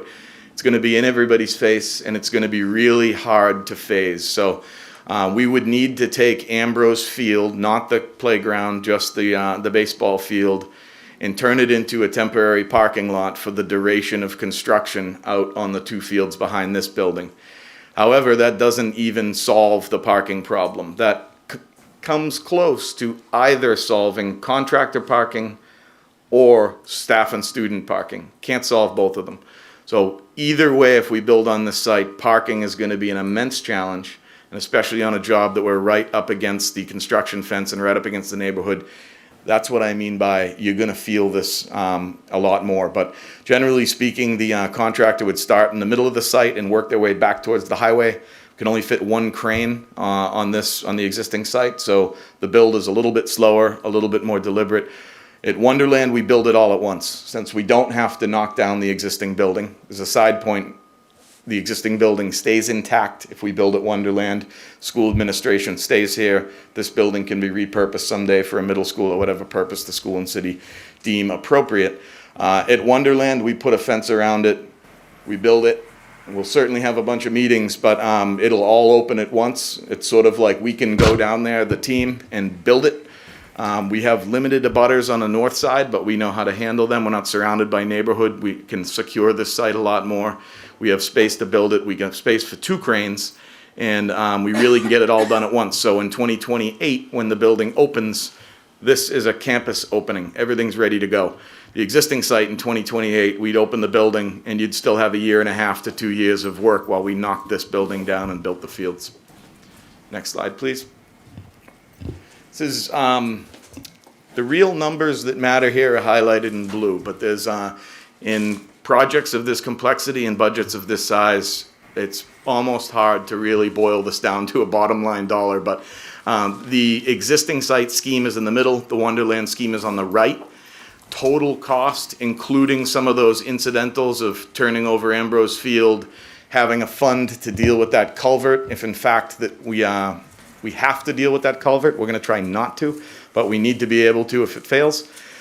And also relocating the administrative wing brings the total cost of the existing site scheme to $550.2 million. We're projecting approximately $130, $140 million grant from MSBA. That grant value went way up compared to last year. They changed their reimbursement metrics for all projects, greatly benefited this project, and will benefit other projects in the future. So really looking at a $310 million cost to Revere to build on the existing site, and about $22 million less to build on the Wonderland site. So overall, these budgets are pretty similar, but including the $29.5 million land acquisition, which is already done. The city owns the land at Wonderland. I want to be very clear about that. It ends up about $22 million less to construct the building down there than it does here. That's for a whole lot of reasons that I could probably speak for hours and bore you all to tears about. But it's something we've studied for a number of years now. We're very confident in these numbers. Mr. Dakin? Yes. We had a member that had a question. Oh, sure. No, no problem. I just have a quick question. Can you put those numbers back up? My only question is whether the estimate here for Wonderland includes an estimate as to any type of settlement or judgment with the pending lawsuit. It does not. The way the city CFO is handling that for now is you can see that we've basically told them that we might need to spend upwards of $40 million to replace the culvert. Option one is we actually have a design for it. We don't yet, but maybe we can strive to have that design and fix that problem before we build the building. Maybe we don't have that design ready. And by we, I also want to be clear that the culvert isn't part of the project. It's a parallel project that we're more or less saying we know it needs to happen. We're hoping it can happen without being in our way. I started this meeting by sort of saying, if we pushed off the high school project a year, you can tack on another $25 million for it. So if that culvert's not ready to go and be replaced next winter, we would not touch it, but we need that money available in case it fails. So I answer that because the city has looked at borrowing of that 40 million being a contingency for either project. If we at Wonderland, the documents that the city is looking at showing a bonding schedule still include that 40 million as a potential contingency for additional findings via a lawsuit. I understand. Thank you. You've answered my question. But and I am in full support of the Wonderland site. But when I'm looking at numbers, I expect to see all factors in front of me, and I would expect that where there is that pending lawsuit, that a number would be estimated, and be present within this figure that we're looking at. That's it. Thank you. Thank you. Mr. Kingston? Point of order, public comment is over. That's fine, but you heard me. Just one, here's my own, well, I have a lot of concerns, but here's one of them. What happens if the land has, in my opinion, the land hasn't been tested, right? My concern is I've heard a lot of talk, and it's not coming from me, just from other people, about what if I'm gonna call it the track area, for lack of a better word, where the dogs ran. What if that's not buildable? Because that's where the school's sitting as far as I can see it. So just say, worst case, we haven't had a lot of luck with this project. I think that's a fair statement. So to say we can build on the land, it's a pretty big leap of faith. So I was wondering if you could give us, I know you can't, I don't know what I want you to do. But I just want someone, that's the questions that's asked of me all the time. I'm not gonna say which I'm in favor of, but hint, hint. But I don't know how to answer that question. I'm not worried about the land cost. The land cost is the land cost.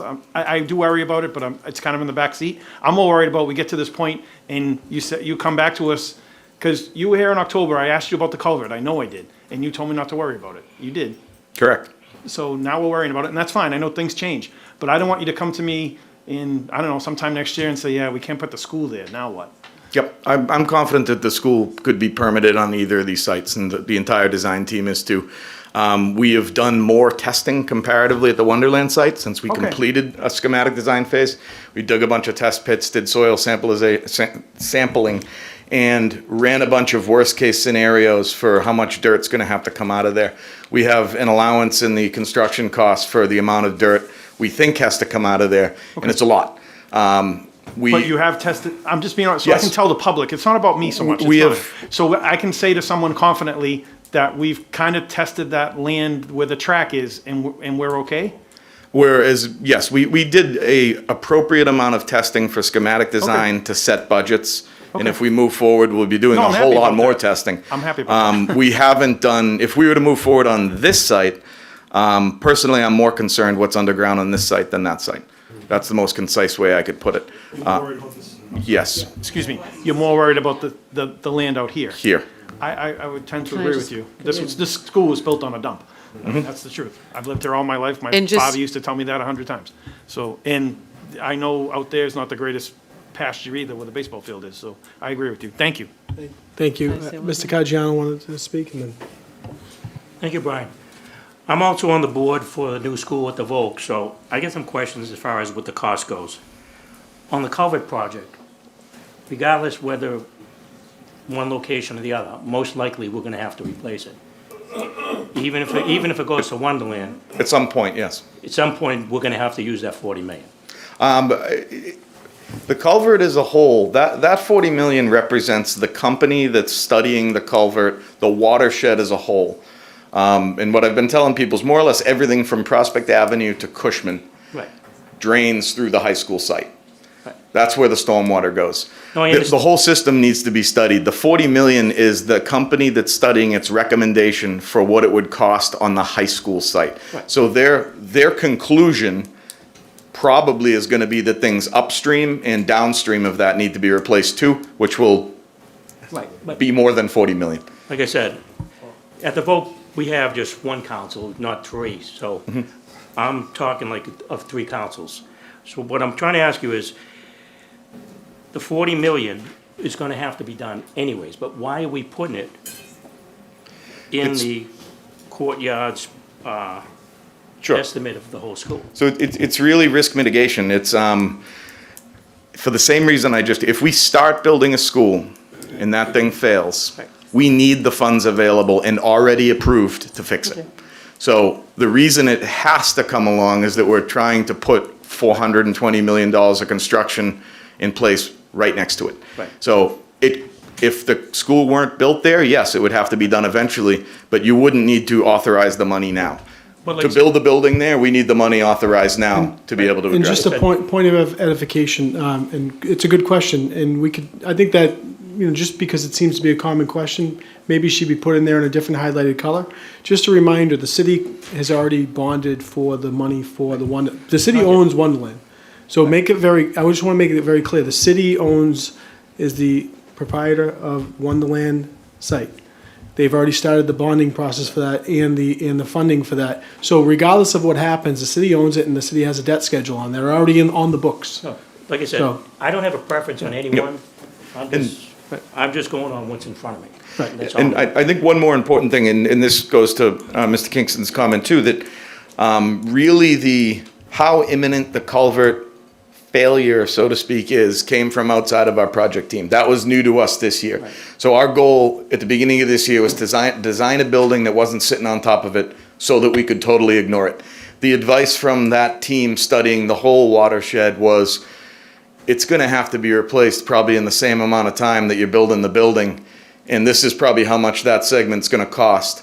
So to us, it has to come along with the project and potentially be ready to be done now, because we're gonna disturb much of that site, and we're gonna run 25,000 trucks full of debris and construction materials over it. We're basically accelerating the potential for it to fail, and we don't want the high school to be left in a position where we have to stop construction because it failed. Like I said, I'm just going off this.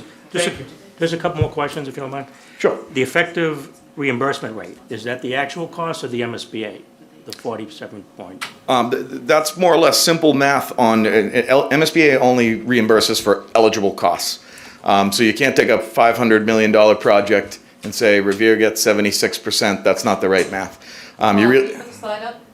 You really have to back out all of the ineligible costs baked into their system. So naturally, last year, the effective reimbursement rate was hovering around 38%. Even though Revere's reimbursement rate is 76% of Okay, eligible costs. So this is basically, you're talking about is the actual cost, Yep. not the 77 that you. Correct, that you- correct. Revere, Okay. I think it's 76, and Revere, we're planning on a few incentive points, but Right. so much is ineligible on any MSBA construction project that your effective rate is always a lot lower than that. And one more last question. On the administrative building, you have 5 million, but it's not on Wonderland. Now, Correct. It's not reimbursable also, correct? We wouldn't need to replace the administrative, admin office would stay right down that corridor, wouldn't need to replace it, because this building wouldn't be being knocked down. Okay. Thank you. Thank you. Yep. Mr. Kingston. I know a lot of people have complained about the cost. There was a recent article about Whittier Tech that needs to be replaced desperately, probably even more than this building, and the price is $447 million. and it's not as large as, and it doesn't host as many students as we do Half here. as many kids, Well, 1,200. I mean, they have shops, and they have other expenses that we don't, I'm just saying. But 447 million, and Consigli is the contractor. And we are the OPM. A colleague of mine I go back with about 25 years is the me on Whittier Tech. So we've talked a lot. Their numbers are in sync with our numbers. They just have it's a lot different scope. No, that was my point, sir. Yep. I'm gonna complain. Yep. I get it. Good point, Mr. Kingston. I'm going to jump into the next slide, Cook. We're almost there. You can keep the questions. Back one. Sorry. So this is just a real schedule summary. Again, I mentioned that if we can hurry the design process of the hydrostatic study for the culvert along, the rosiest scenario is that we're replacing the culvert next winter. That's work that's best happened in winter when there is an immense flow through there. Usually stuff's rather frozen and we get, knock on wood, less rain. Point in of the privilege, winter. can we please limit side conversations if someone's presenting or has the floor? Sure. And new building construction for both projects, we're looking to really get into the ground in spring of 2025 and open a building at the beginning of the academic year in 2028. Easier achieved at Wonderland than the existing site, but we think we can get it done with both of them. So that means opening up the building in August 2028. That's effectively the end of the Wonderland project. We always have to do a 6-month post-occupancy survey and an audit at the end of it. But really, August 2028, the Wonderland project's built. It's done. It's yours. We turned it over. At the existing site, we would then immediately, once this building is emptied out, we would be putting a fence around it, doing abatement on this building, demolition, and then doing all the finished site work through the end of 2029. And theoretically turning over fields the next spring, 2020-30, especially any grass fields. We can't turn those grass fields over till they have 2 growing seasons or they get destroyed. And the last quick points here, no impact to Ambrose Field, no impact to the 2 fields behind this high school, and no change with admin if we build on Wonderland. All of those 2 fields go offline for the duration of construction. If we build here and you have an August 2028 deadline to find a new home for the admin office. These last few pages are really just some detailed, I'm certainly not going to run through them, but there's some good points on there, compare and contrast each project. If there's any follow-up questions based on that detail, feel free to reach out to me at any point. Thank you. Any questions? Mr. Caggiano. Just one more quick one. I know we've had some issues at our school with the environmentalists, and I know there is some issues with, I'm assuming, Wonderland. Do you expect any delays and everything? Because we're still on target, but we were delayed a few months. So I would be anticipating that could happen to you with us also. Yeah, I'm familiar with that project, and we don't have any of the specific items that have hung that project up going on at Wonderland. It is subject to MIPA. There are nearby wetlands. The inside of the track, for example, might have become a wetland. We have some assumptions about that. We need to finish the ANRAD process to really know that for sure, but we've got plans in place to deal with it. I think if we can move forward, the key here is that on February 1st, I'm telling the design team to go full bore on one of these 2 options. If we do that, I think we can clear permitting and hold these schedules. By far on both sites, the biggest challenge is getting through the MIPA permitting process. And we think we've got a direct line to get through it, though. Thank you. Thank you. Ms. Rizzo?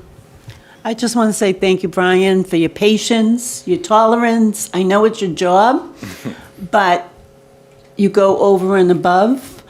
But right now, more importantly, I look around this room at our students like Mr. Terrell, his family, the DeChicos, the Martellis. I'm going to say your last name wrong, so I'm going to say Bella and John. Yeah, I will never say it right, and I apologize. But the work that you have done by attending these meetings, whether they've been on Zooms or in front of the council, it's been amazing.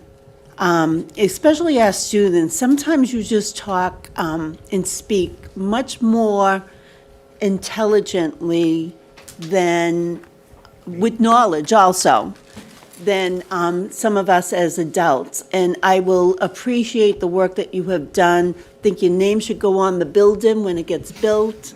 But just thank you so much. I really appreciate it. Thank you. Can't forget Ryan. Thank you. Thank you, Mr. Diggs. Oh, yeah, Hey, Ryan. Always you. So for the rest of the superintendent's update, there's just a couple of quick items. The first is the Lincoln Window and Beachmont Boilers project, which we are now in year 2 of with an MSBA accelerated repair grant. The boilers at the Beachmont project is finished, and we have begun the study of the windows at the Lincoln School. As you all know, I sent you an email update that there was a dumpster there because we do know that there is some encapsulated asbestos in those panels surrounding those windows.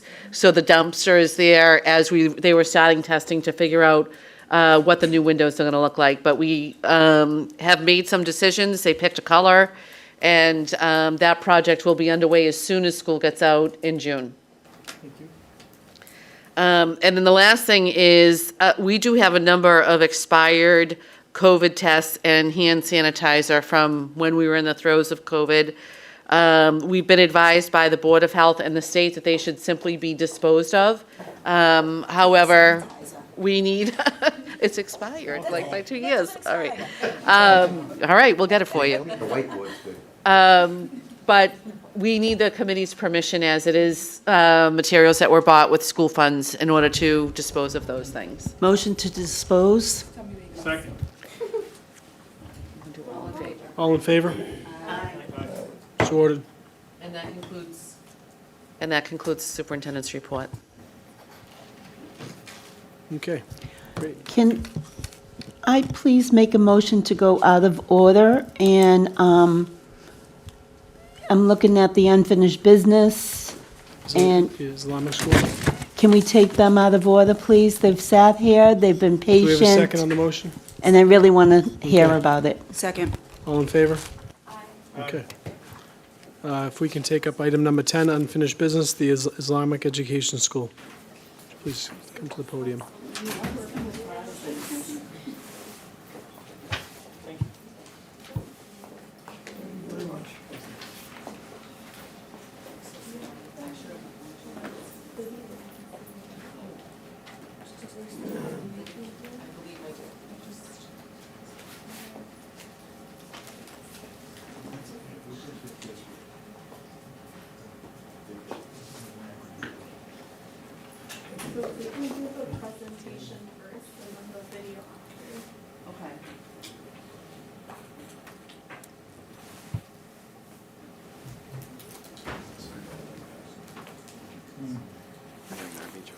Thank you.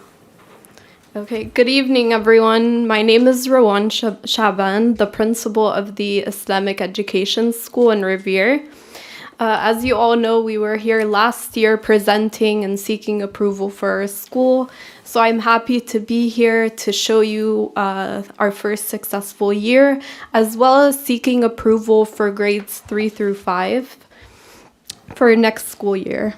So we have provided for each of you a portfolio that includes our schedules, calendars, curriculum guides, assessment plan, handbook, as well as other school material, such as our monthly newsletters and brochure. So feel free to review while I'm presenting, and then I can take questions at the end. If we can go back one slide. Yep, right here. Thank you. So our school, the Islamic Education School, also known as TIES, is a full-time nonprofit Islamic private school based in Revere. This year we opened grades kindergarten through 2nd grade, and we're hoping to open all grades K through 5 for next year. Next slide. Our school is one of 5 TIES school branches in the United States and one of many globally, which have been operating for over 20 years. So we have a Thai school in California, Florida, Philadelphia, here in Revere, and then we also have a Islamic virtual school that serves grades 1st through 12th grade. Next slide. At all of our Thai schools, you can find these guiding principles. We are a religious private school, and our primary guide in our teachings is Islam, while incorporating all aspects of education, lifestyle, and other important matters. And TIES gives priority in all matters to students, so we aim to ensure that all students are fully comfortable within the school environment and are receiving top quality education and services. Next slide. So these are some of our qualities, the qualities of our private school. Currently, we are having a successful, smooth first school year. So some of our qualities of the school is having a small class size. Our school has a small student-to-teacher ratio, which allows for more personalized attention and to foster stronger relationships between the students and the educators, as well as a specialized curriculum. So we offered a standard-based curriculum while integrating STEM and language immersion and other specialized fields, as well as a strong community. So you feel the sense of community. It's very prominent in our school. So we have a closer relationship with students, parents, and also faculty. And then we focus on values. So we emphasize character development, values, and ethics alongside our academics, with our aim to raise well-rounded individuals. And we also pride ourselves with having high academic standards and high academic achievement, with many chances at advancing and growing. For parental involvement, we encourage active parental involvement with having an open door policy, as well as holding several parental events. So we have a monthly parent engagement event every month where we have a dinner and we get to sit down, talk with the parents.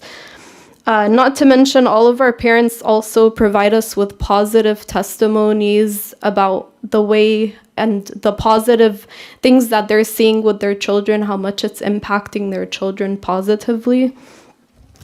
We also offer a safe and nurturing environment. So this year we started out with a small group with 14 students enrolled.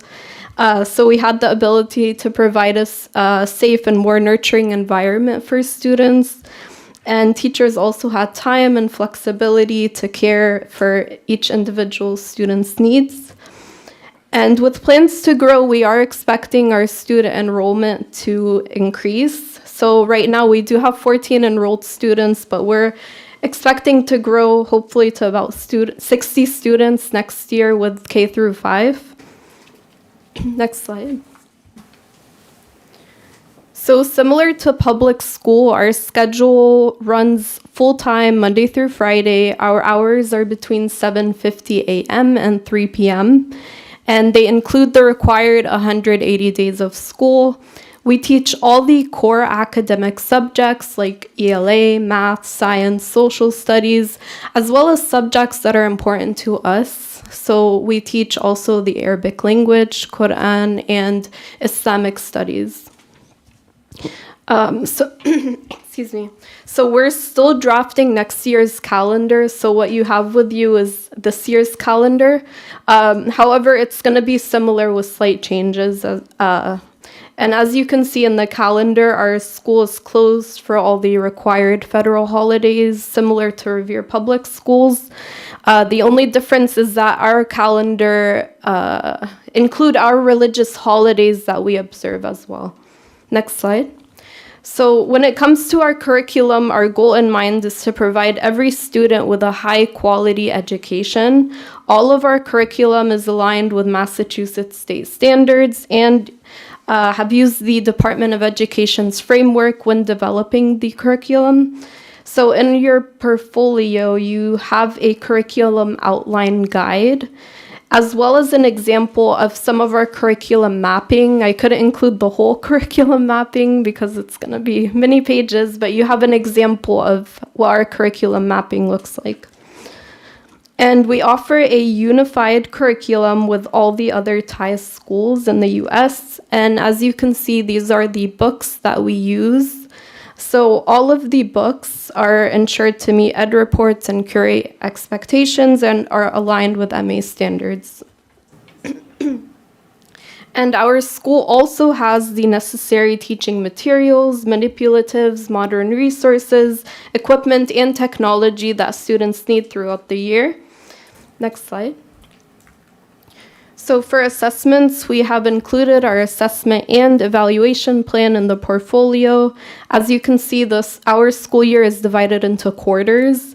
So we administer progress reports halfway through each quarter and then report cards at the end of each quarter. And the evaluation method is based on formative, diagnostic, and summative assessments. And we will be administering the required tests such as MCAS along with doing the NWEA's MAP testing.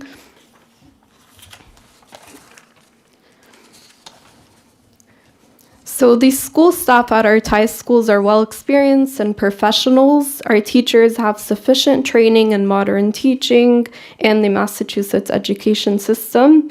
They also understand the level of professionalism in their area of practice.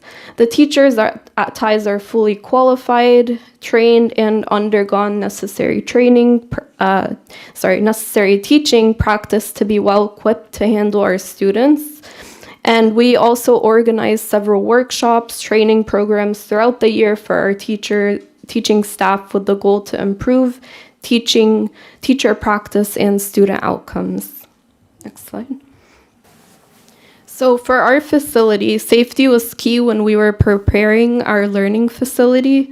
Therefore, our school was constructed in a way that ensures maximum safety and usability with all of our students, parents, teachers, and admin staff. So at Thais Revere, we have established a convenient structure that is suitable for all learning activities. We have newly designed classrooms, modern technology, an office reception area, cafeteria, an indoor-outdoor recess area, teachers' lounge, and more. So this ensures that students and teachers are comfortable in their learning environment. Next slide. So that's it for my presentation. We appreciate you all for taking the time to learn about our school and the help that you've provided us with our aim to achieve this goal. And we have a lot more that is in progress and always developing. And I also want to say that we're open Monday through Friday, so anyone is welcome to come visit us during our school hours if you guys would like. So we do have a video. If we can play the video and then we can do questions after. Thank you.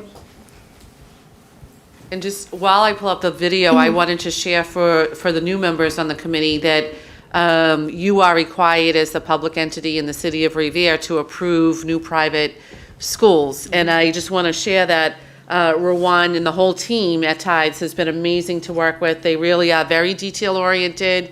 They've got everything down to the last I dotted and the last T crossed. They've been tremendous to work with, and I personally would have absolutely no qualms about the expansion of their program. And I'm not seeing the link. And Dr. Kelly, I had a chance to visit the school. They do a very nice job. They definitely have the ability to expand with the current state of the building. It is completely refurbished inside, so the students there, and of course it's a specific population that wishes to go to a private education, and we don't frown upon that. So they have a very nice facility. I would definitely encourage you all to schedule a visit ahead of time so they can give you an appropriate tour.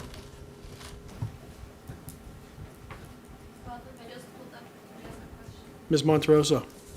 Could you just walk me a little bit through what your special education and English learner programming looks like, and then what transportation looks like for students? Sure, I'll start with the transportation question because it's a little easier. So currently at 14 students, we do not offer transportation for students. They would have to find suitable transportation. However, we do work with an external transportation company that we can refer them to, and then they would have to do the contract with them in order to come to our school. And in regards to ELL, our curriculum, I don't know if you're familiar with Wonders. They're very good at integrating ELL in their curriculum. So it provides teachers like a guide map, to tell them what to do with ELL learners. So, are your teachers still, testing students with Access and WIDA and seeing their English language level to provide them those legal services? No, so we currently don't offer special programs for that. Okay, and then what about for special education? Do you have an identification process for students who need the tiered intervention? So when they register, we ask them if they have an IEP. If they do, then we see if they're fit for school. So that's the unfortunate thing, that we don't offer special education programs in our school. However, if we're able to take them, then yes, we would be able to provide outside resources, not anything inside of our school. Thank you. Ms. Rizzo? Thank you, Rowan. I saw that it said you had Saturday and Sunday school programs. Is that in Revere also, or is it in other states?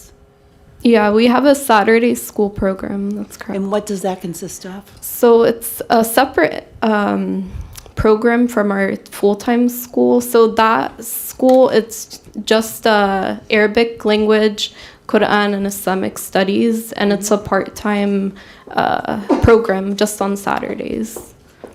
And you're seeking approval for 3 through 5 tonight, right? That's correct, yes. And also, I am going to take you up on that school tour. Yeah, of course, anyone's welcome. I'm very excited about singing, so. Yeah, of course.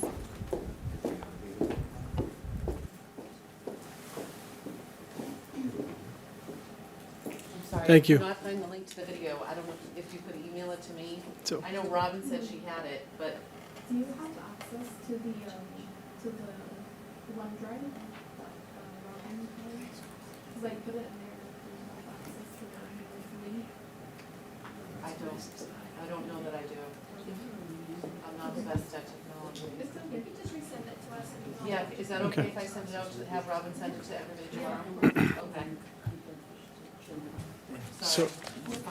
So the request is specifically to, no worries. The request is to allow ties to increase their, Ms. Montroso? If the committee's okay, I would actually like to postpone consideration just because I have some concerns about English language access and special education, and I'd just like to learn a little bit more about what services are being provided to students before we vote to expand. Do we have a second? So I can provide that, like the outside resources that we provide to students, if that's what you're looking for. In addition to that, although private, there should still be, well, yes, I'd like more information on that before I can make an educated vote to truly understand also what your interventions look like. Kindergarten students don't come in with an IEP, so I want to make sure that all students have access to services, just so I can make an informed decision. It's not saying yes or no for myself, but I need to know what services are provided to students first. So, and one thing I will say is that, like the other private schools in the community, like Immaculate Conception and other schools where we send students, we are still required to service them. If they have an IEP or if they need testing, the public school district still needs to provide that testing and give any additional educational services that are required. EL is a little bit different. We're not actually required that way, but I don't know of any provision, maybe you know, Jackie, better than I do from DESE, that requires private schools to provide those services. I'm not aware of it. So so we are providing, as Revere Public Schools, special education services to the students. Yeah. Okay, great. So that answers that first question for me. Ms. And- Montroso, can I just add one They would be thing? Revere, for Revere residents, I believe. Yes, Not for Revere yeah. residents. Yeah, I actually wanted to add to that. I've actually been in touch with Dr. Kelly regarding this, so Okay, that's helpful to know. And I'll just add, just while we're talking about it, we also have connected on Title I for kids who live in poverty and attend the school, so. Okay, great. As long as I knew that students were being serviced, then my questions have been answered. Thank you. Okay, thank you. Mr. Matera? Will the city of Revere incur any costs from your school? Yep. So, as a private school, we do not take any grants from the government. If we do have grants, it's very specifically tied to private schools. No. The question is no. The answer is no. Thank you very much. Yeah. So everything's self-pay from the students. We don't get grants from the government. So motion to approve the Islamic Education School to continue and move on to the third and fifth grade. Second. Okay, roll call, please. Mrs. Bronson Rizzo, Yes. Mr. Caggiano, Yes. Mr. Kingston, Yes. Mr. Matera, Yes. Mrs. Milbury Ellis, Yes. Ms. Monteroso, Yes. Mayor Keefe. Yes. Thank you, good luck. Motion passes. Congratulations. Thank you. And again, we're waiting for your visit. We only come on the days we get fed.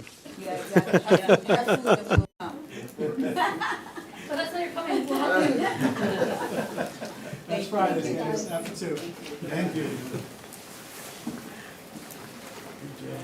Okay, motion to return to regular business. All in favor?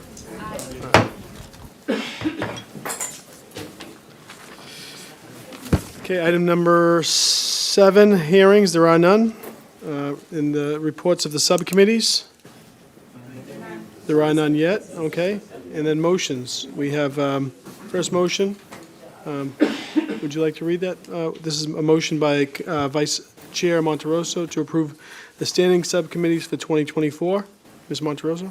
Yeah, so just to make a note about that, you all received a copy of the draft subcommittees, and then we're voting on that, and also the addition we all brought at the 5 p.m. meeting to create the plan and maintenance and the DEI committee as well. So you're voting for a total of, I can't count, 1, 2, 3, 4, 7 committees at the moment.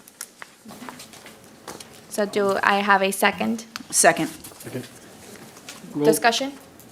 Just a quick discussion, I apologize. And I don't want to speak from Ms. Ellis, but I believe her and Mr. Matera were going to switch committees. That's not reflected? No, it's not. No, I didn't receive that. Yeah, we Is there, Taken care of. is there a change? There is a change. Change. So there is a change to Ways and Means. She wanted to do Okay. this. Mr. Matera is going to take on the Ways and Means, and Sorry. I'm going to take I on the safety. thought that was an email. I apologize if it wasn't. Maybe it was a telephone call. My Okay. apologies. Okay, so then, just so we all know what we're voting on, Personnel has myself, Ms. Bronson Rizzo, and Mr. Kingston. Ways and Means has Mr. Kingston, Mr. Caggiano, and Mr. Matera. Policies and Procedures has Ms. Mulberry Ellis, myself, and Mr. Caggiano. Health and Special Ed has Ms. Bronson Rizzo, Ms. Mulberry Ellis, and Mr. Matera. Safety and Security, we had a switch, so it's Mr. Caggiano, Mr. Kingston, and Ms. Mulberry Ellis. And then the plans and maintenance as discussed, so we all know what we're voting for. Anything else? Motion to accept? Second. Roll call? Mrs. Bronson Rizzo, Yes. Mr. Caggiano, Yes. Mr. Kingston, Yes. Mr. Matera, Yes. Mrs. Milbury Ellis, Ms. Monteroso, Yes. Mayor Keefe. Yes. Yes, Ms. Monteroso. Just one more comment. You all now have a copy of the standing subcommittee duties, which really reinforce things that we need to work on as a committee. So subcommittees are supposed to meet 5 to 8 times during a school year. And we also need to ensure that if a chair is scheduling a meeting, that the rest of the committee knows so that they can attend with advance notice. And minutes are being sent to us ahead of our full meeting so that we can all look at it and be aware of what is going on. The minutes, so that sometimes some chairs would send the minutes right before a whole meeting and people just need to see what's happening so that we can discuss. That's all. Thank you for the clarification. So the second motion is a motion by Vice Chair Monteroso to select a representative to the DESE Teacher Diversification Grant PLC. I can explain a little bit more on that before there's a second. So Ms. Bronson Rizzo has volunteered to attend the first. There are 2 sessions, but they are a full day, which we understand is a commitment. So we're looking for one more person who can volunteer or that we can all decide on now. That's why I had to make an motion so that someone can go for the second one. Did we get clarification from Dr. Garcia that DESE is going to allow 2 separate people? It's always good to have one, but in the absence of one, we can take 2. So is there anyone who would like to attend the second one for us? If there is no one, then we can, what's it called? We can postpone and I can contact state ethics if it's something I can join even though I just left DESE. But if I can't, we would like someone to step up for this. So would people prefer that we postpone? Yeah, definitely prefer that. Okay, so so I'm going to, hold on, let me put this all in proper. I'm going to make then an amendment to my motion. No, we're just going to postpone. Well, we can lay it on the table, right? Yes. Okay. So we'll postpone. I'll contact state ethics if I can join. Sometimes there's a cooling off period after someone leaves the department, and if there's no conflict, then I will take the day off of my job and go. Yes, all set? Okay. The third motion by Vice Chair Monterosso to select a representative to Shore Educational Collaborative. And so I believe on that one, we actually had Mr. Caggiano and Ms. Mulberry Ellis agree to alternate it. Is that still a standing understanding? I don't know if we can, to be honest with you. I don't believe you can do No. that with a collaborative school. Okay. So, Unless Mr. Caggiano wants to take it on, I will continue to do it. So we nominate Ms. You'll Milbury take it Ellis. so then motion, Okay, we nominate Anthony Caggiano. motion to nominate Mr. Caggiano to the Shore Collaborative Committee. We have a second? Second. Third, Roll call? Mrs. Bronson Rizzo, yes. Mr. Caggiano, No, just joking. Just yes. Mr. Yes. Kingston, Yes. Mr. Matera, Yes. Mrs. Milbury Ellis, Yes. Ms. Monterosso, Yes. Mayor Keefe. Yes. The next motion is a motion by Member Milbury Ellis, Member Caggiano, and Member Matera to have a separate class for honor levels for both middle and high school core classes for the 24-25 school year. Does Ms. Ellis, do you wish to? No? Ms. Monterosso?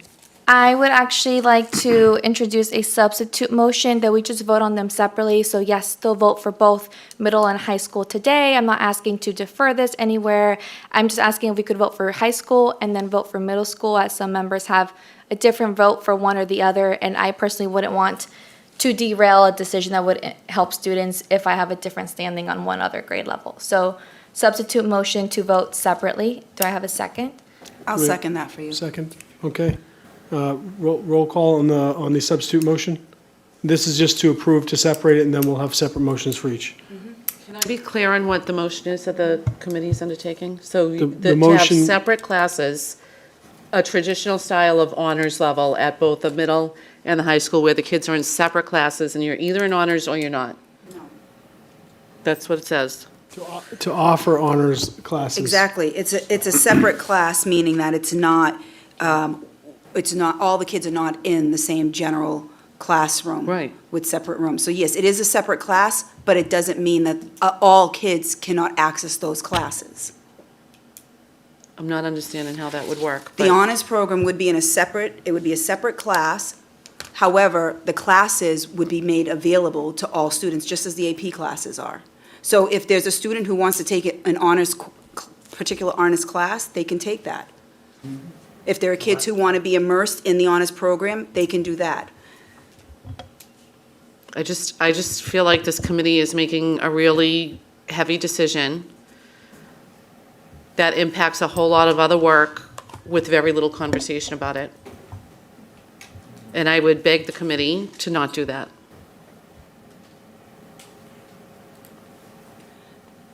Is there a roll call on my substitute motion? Can I make an amendment to table this to the February? So that there is more discussion, there is more clarity, there is more information, and like we did, I mean, we overwhelmingly heard from students and parents about how they might want the honors program back, but we also heard how they did not want us to rush into a vote. So that would be my amendment.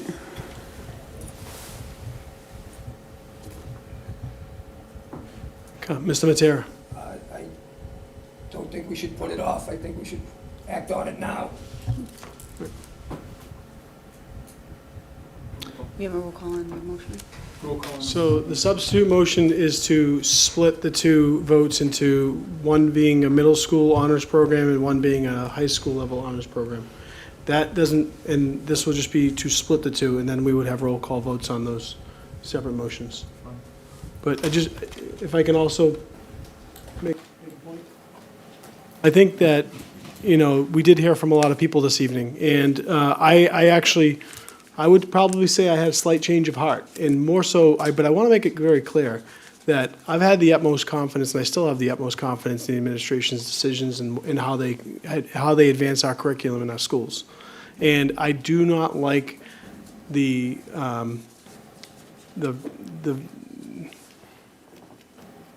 what it appears to be trying to take that out of their hands. So what I'm going to say is, however this motion goes this evening, if it is the will of the school committee to ask the superintendent and the administration to offer an honors program, if that means that they need to crawl before they walk, before they run, then we have to allow them to do that.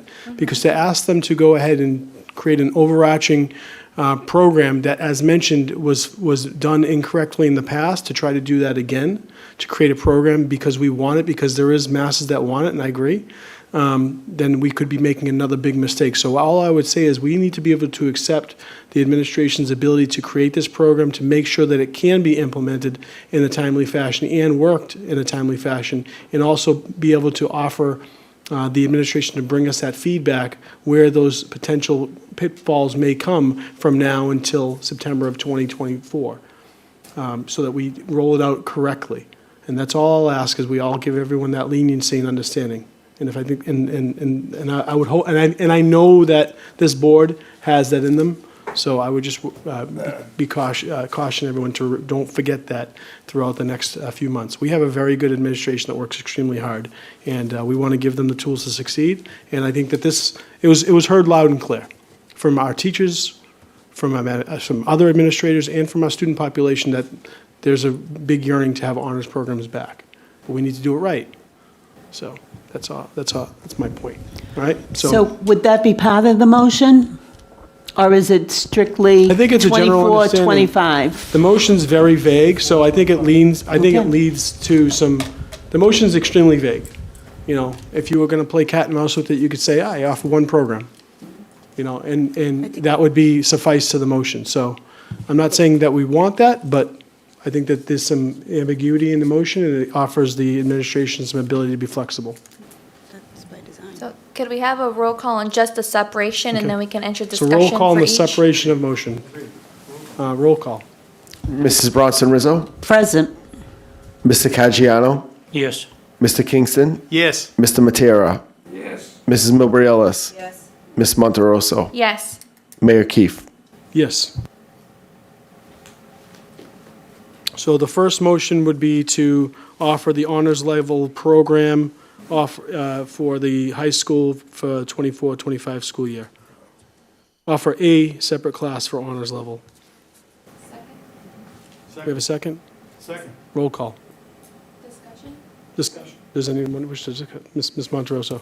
I think I just want to say, I agree with the mayor, the chair. To me, stakeholder engagement is really important, as well as establishing structures. But I also understand that I am not here to establish systems and processes that will derail advancement of opportunities that are here for our students. And so I came in saying we need a process and it's going to be there, but hearing so many people, teachers and students speak is also important to my values. And so my decision to vote yes for this is because I'm also asking that our committee, like the chair said, we give our superintendent and administrators the time to do this. So if this means we only have capacity to implement at the 12th grade, or for example, for just core classes, then we need to understand that, and we need to be ready to have our administration come to us with requests for more money for more teachers, for curriculum, for space of classrooms. And I would like to just hear at the next meeting just updates on how this is going, because we also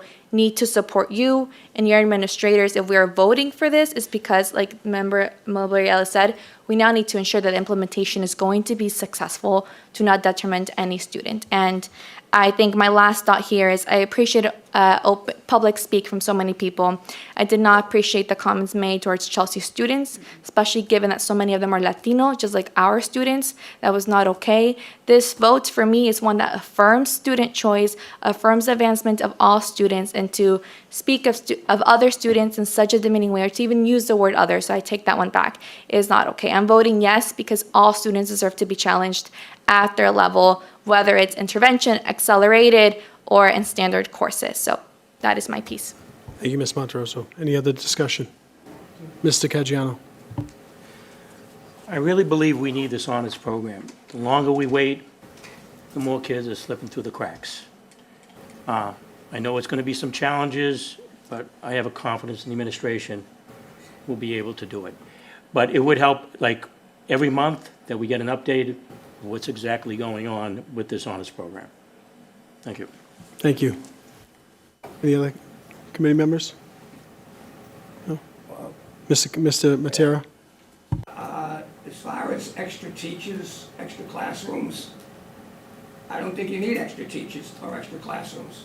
You're not adding. What you're just doing is creating. You're creating an honors program. The number of students stays the same. The number of teachers stays the same. That's all. So I don't see where there's any extra classrooms or any extra money is needed to be spent on teachers. Thank you. Mr. Gallucci? Dr. Gallucci? I can speak to that at the middle school level. Back when there was pre-AP and honors classes, we had pre-AP classes of 5. So that would require extra teachers. Thank you.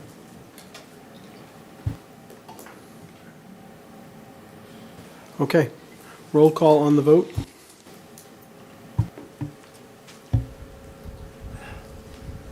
You want to call the roll, Mr. Gallucci? Sure. Mrs. Bronson Rizzo? Present. Mr. Caggiano? Yes? Mr. Kingston? Yes. Mr. Matera? Yes. Mrs. Milbury Ellis? Yes. Ms. Monterosso? Yes. Mayor Keefe? Yes. Motion passes. The second motion is will be worded as offering an honors level program for the middle school. No grade specific, but for the middle school. Ms. Monterosso. I just would like to postpone the question and refer it to subcommittee, just that for discussion, only because I know there's different advanced placement systems across the Commonwealth, and some are more successful than others.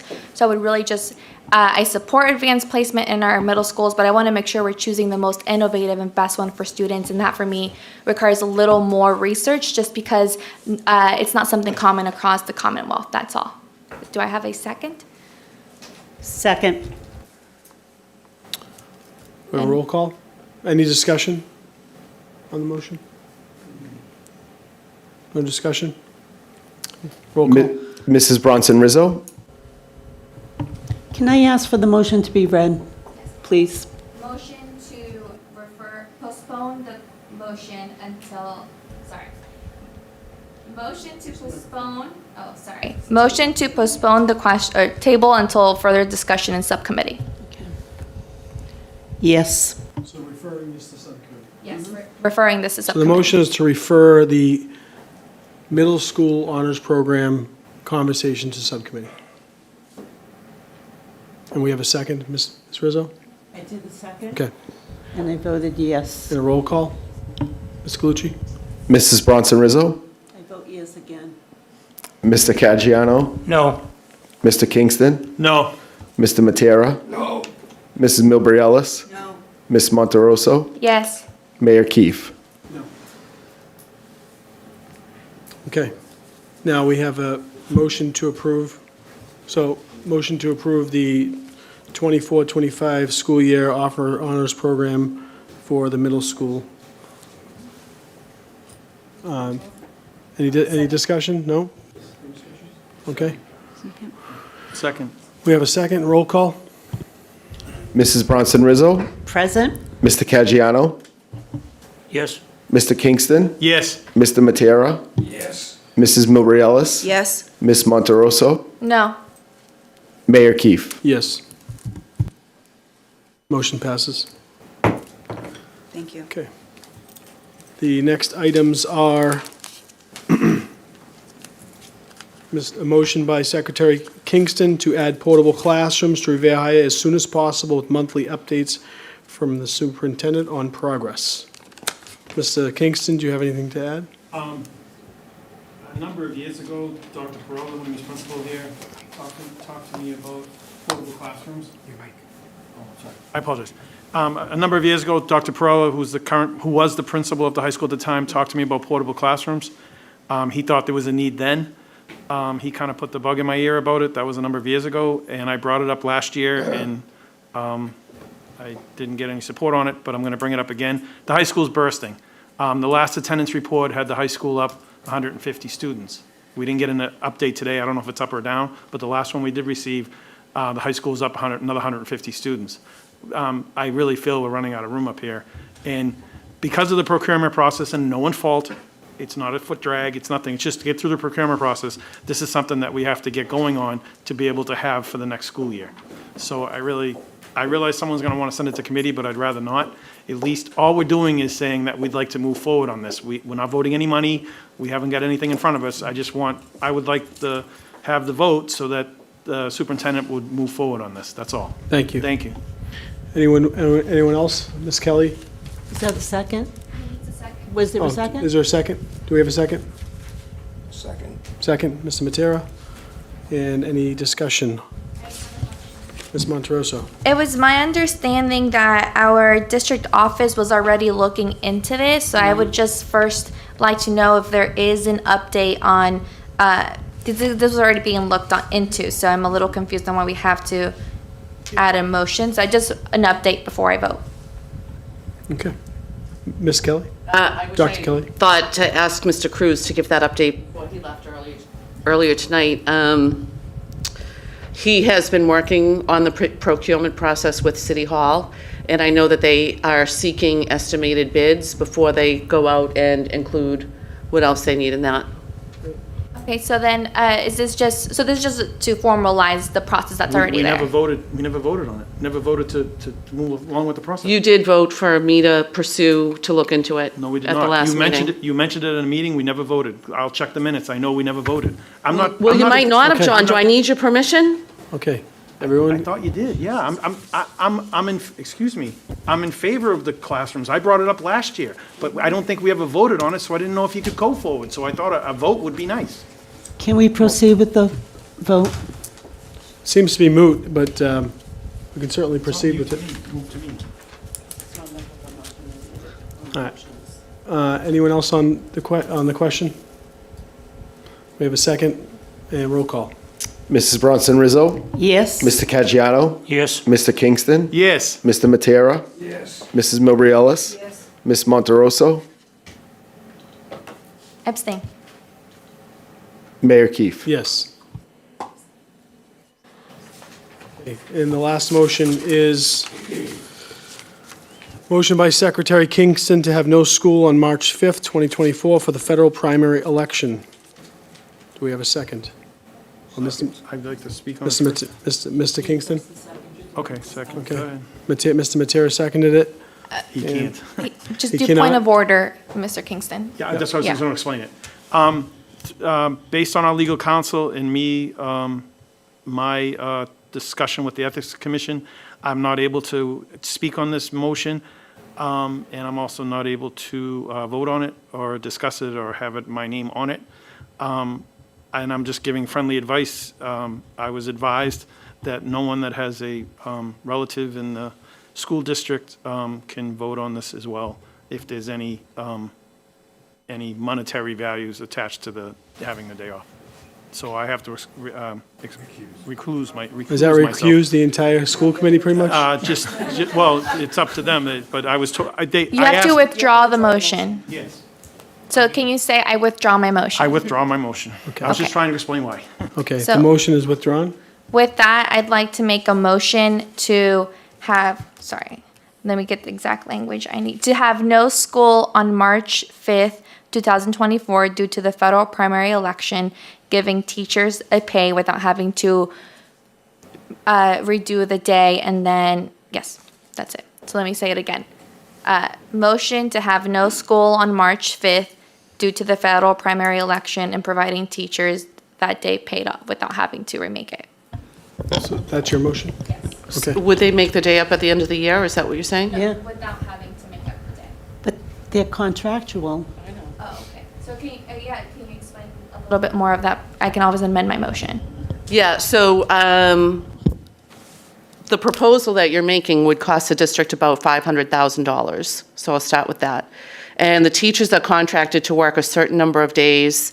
The contract is very specific about how many of them can be professional development or not. In fact, when I offered to the union that they have a professional development day that day, they said no, because it would exceed the number of professional development days that they're required to do in a school year.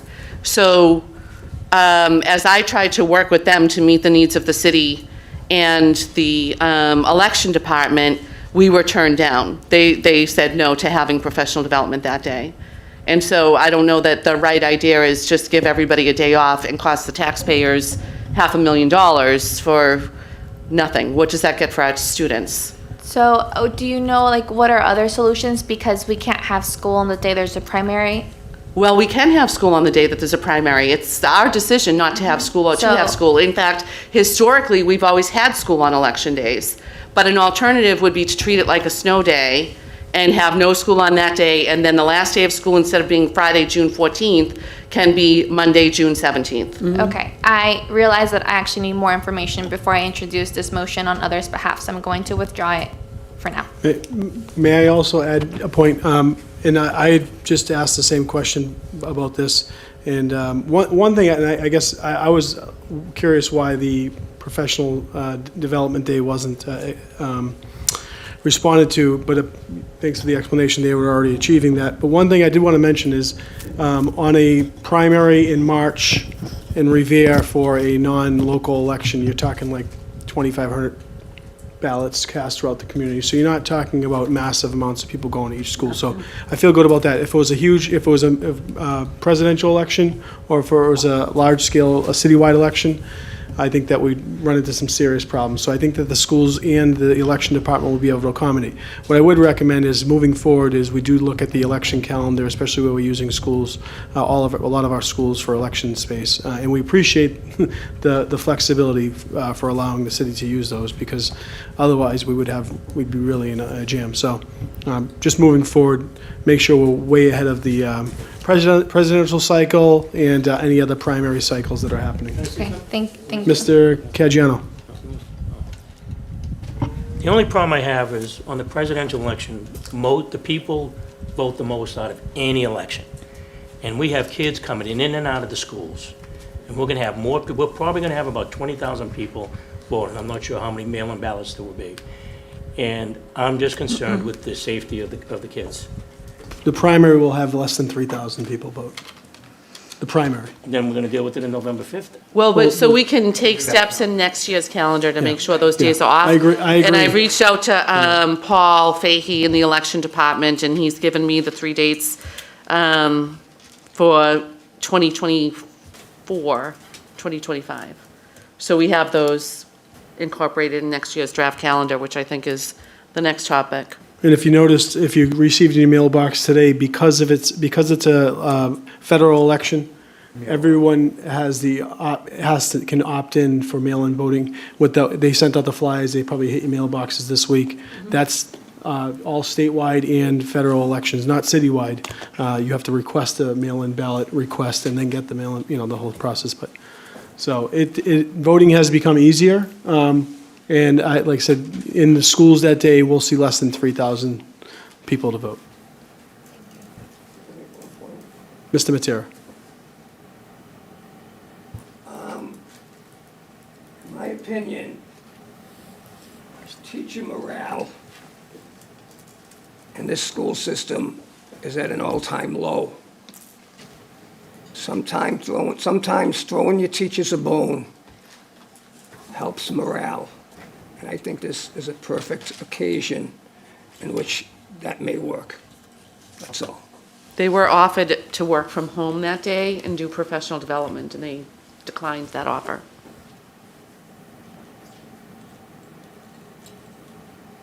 Any other comment? I mean, there's really not a motion in front of us right now, so. Okay. Okay. So with no motion, we will move to the next item of business. New business, draft 2024-25 school calendar. So I think Robin put this is like a very first rough draft that Robin put into your packets. And the main question I have for you that I have to look into a little bit more, but December 23rd, you'll see falls on a Monday. And there are a couple of issues with the teacher's contract around that day. The first one is the teacher's contract says that there'll be no one-day weeks. So we can't have school on that day. The other challenge is that the contract says that they will have a half-day the day before the holiday break begins. So I think that what we have to do is just have an all-out day off on the 23rd, do a half-day on the 20th, and then add that last day back in at the end of the school year. And I just wanted to run that by the committee to do that. Good idea. Thank you. Thank you. Motion to approve the school calendar for 2024-25 with the additions that Dr. Kelly just made. Do we have a second? Roll call. Mrs. Bronson Rizzo? Yes. Mr. Caggiano? Yes. Mr. Kingston? Yes. Mr. Matera? Yes. Mrs. Milbury Ellis? Yes. Ms. Monteroso? Yes. Mayor Keefe? Yes. Yes. And the next item is vocational education. Do we have, is that you, Mr. Yep. Caggiano? Thank you. First, I'd like to thank Dr. Kelly, Superintendent Barry, both school committees, and administrative. I think with this plumbing program was very successful. And I had a chance to go down to Ms. Kelly and administration and my colleague here, Ms. Rizzo. And it's amazing what's been going on. And some of these kids weren't going to school. Now they're in school. And I think I was told like 5 or 6 of them got approved to go to the plumber's apprenticeship program. So it's been a great success. So what I'd like to do is make a motion at the next meeting that the plumbing program comes back and we should look at another vocational program. Great idea. I need a Great second. idea. I'll second that. it. I'm sorry, Yeah, what's the motion? this would- I'm sorry. That the plumbing program comes back and then we'll look at an additional program. But point of order, you said for next. month. Yeah, well, Wait, we don't So need is a the motion for next that. month, Or, no, we're going to put the motion in we can vote on it next month. okay. Okay, so we don't need a motion now. You'll just send it to me. You'll send it to us and we'll put on the agenda to vote next time. the agenda for No, next we can do month. it now and then you just automatically put it on, that's all. You want to make a motion to approve a make a motion for next month? Correct. Okay. Okay. We don't have to, but if you want to, it's your right. Yeah, we'll do it. So Basically automatically goes on. is there a second? Second. No, he's asking us to vote to put on the agenda to vote next month. Correct. It automatically goes on either way, so you're right, I have to put every motion on. It's a motion, for the motion. Automatically go on, just we did. We could just vote now that it goes on the agenda next week, next month. You don't need their approval, though, to put it on the agenda. You can just ask Jackie to put it on the agenda. Unless you want to vote it. Okay, well, you already know it. Yes, I think, just to clarify, I think this was just to open the discussion so we all knew it was coming. So starting that process of what Mr. Cargeno would like to introduce, which so many of us support next month. That was all. Great motion. Thank you. Great. Motion to adjourn? Anything else? No executive session? Yes, motion to adjourn. Do we have a second? Roll call? Aye. All in favor? Aye. Have a great night. Thank you very much.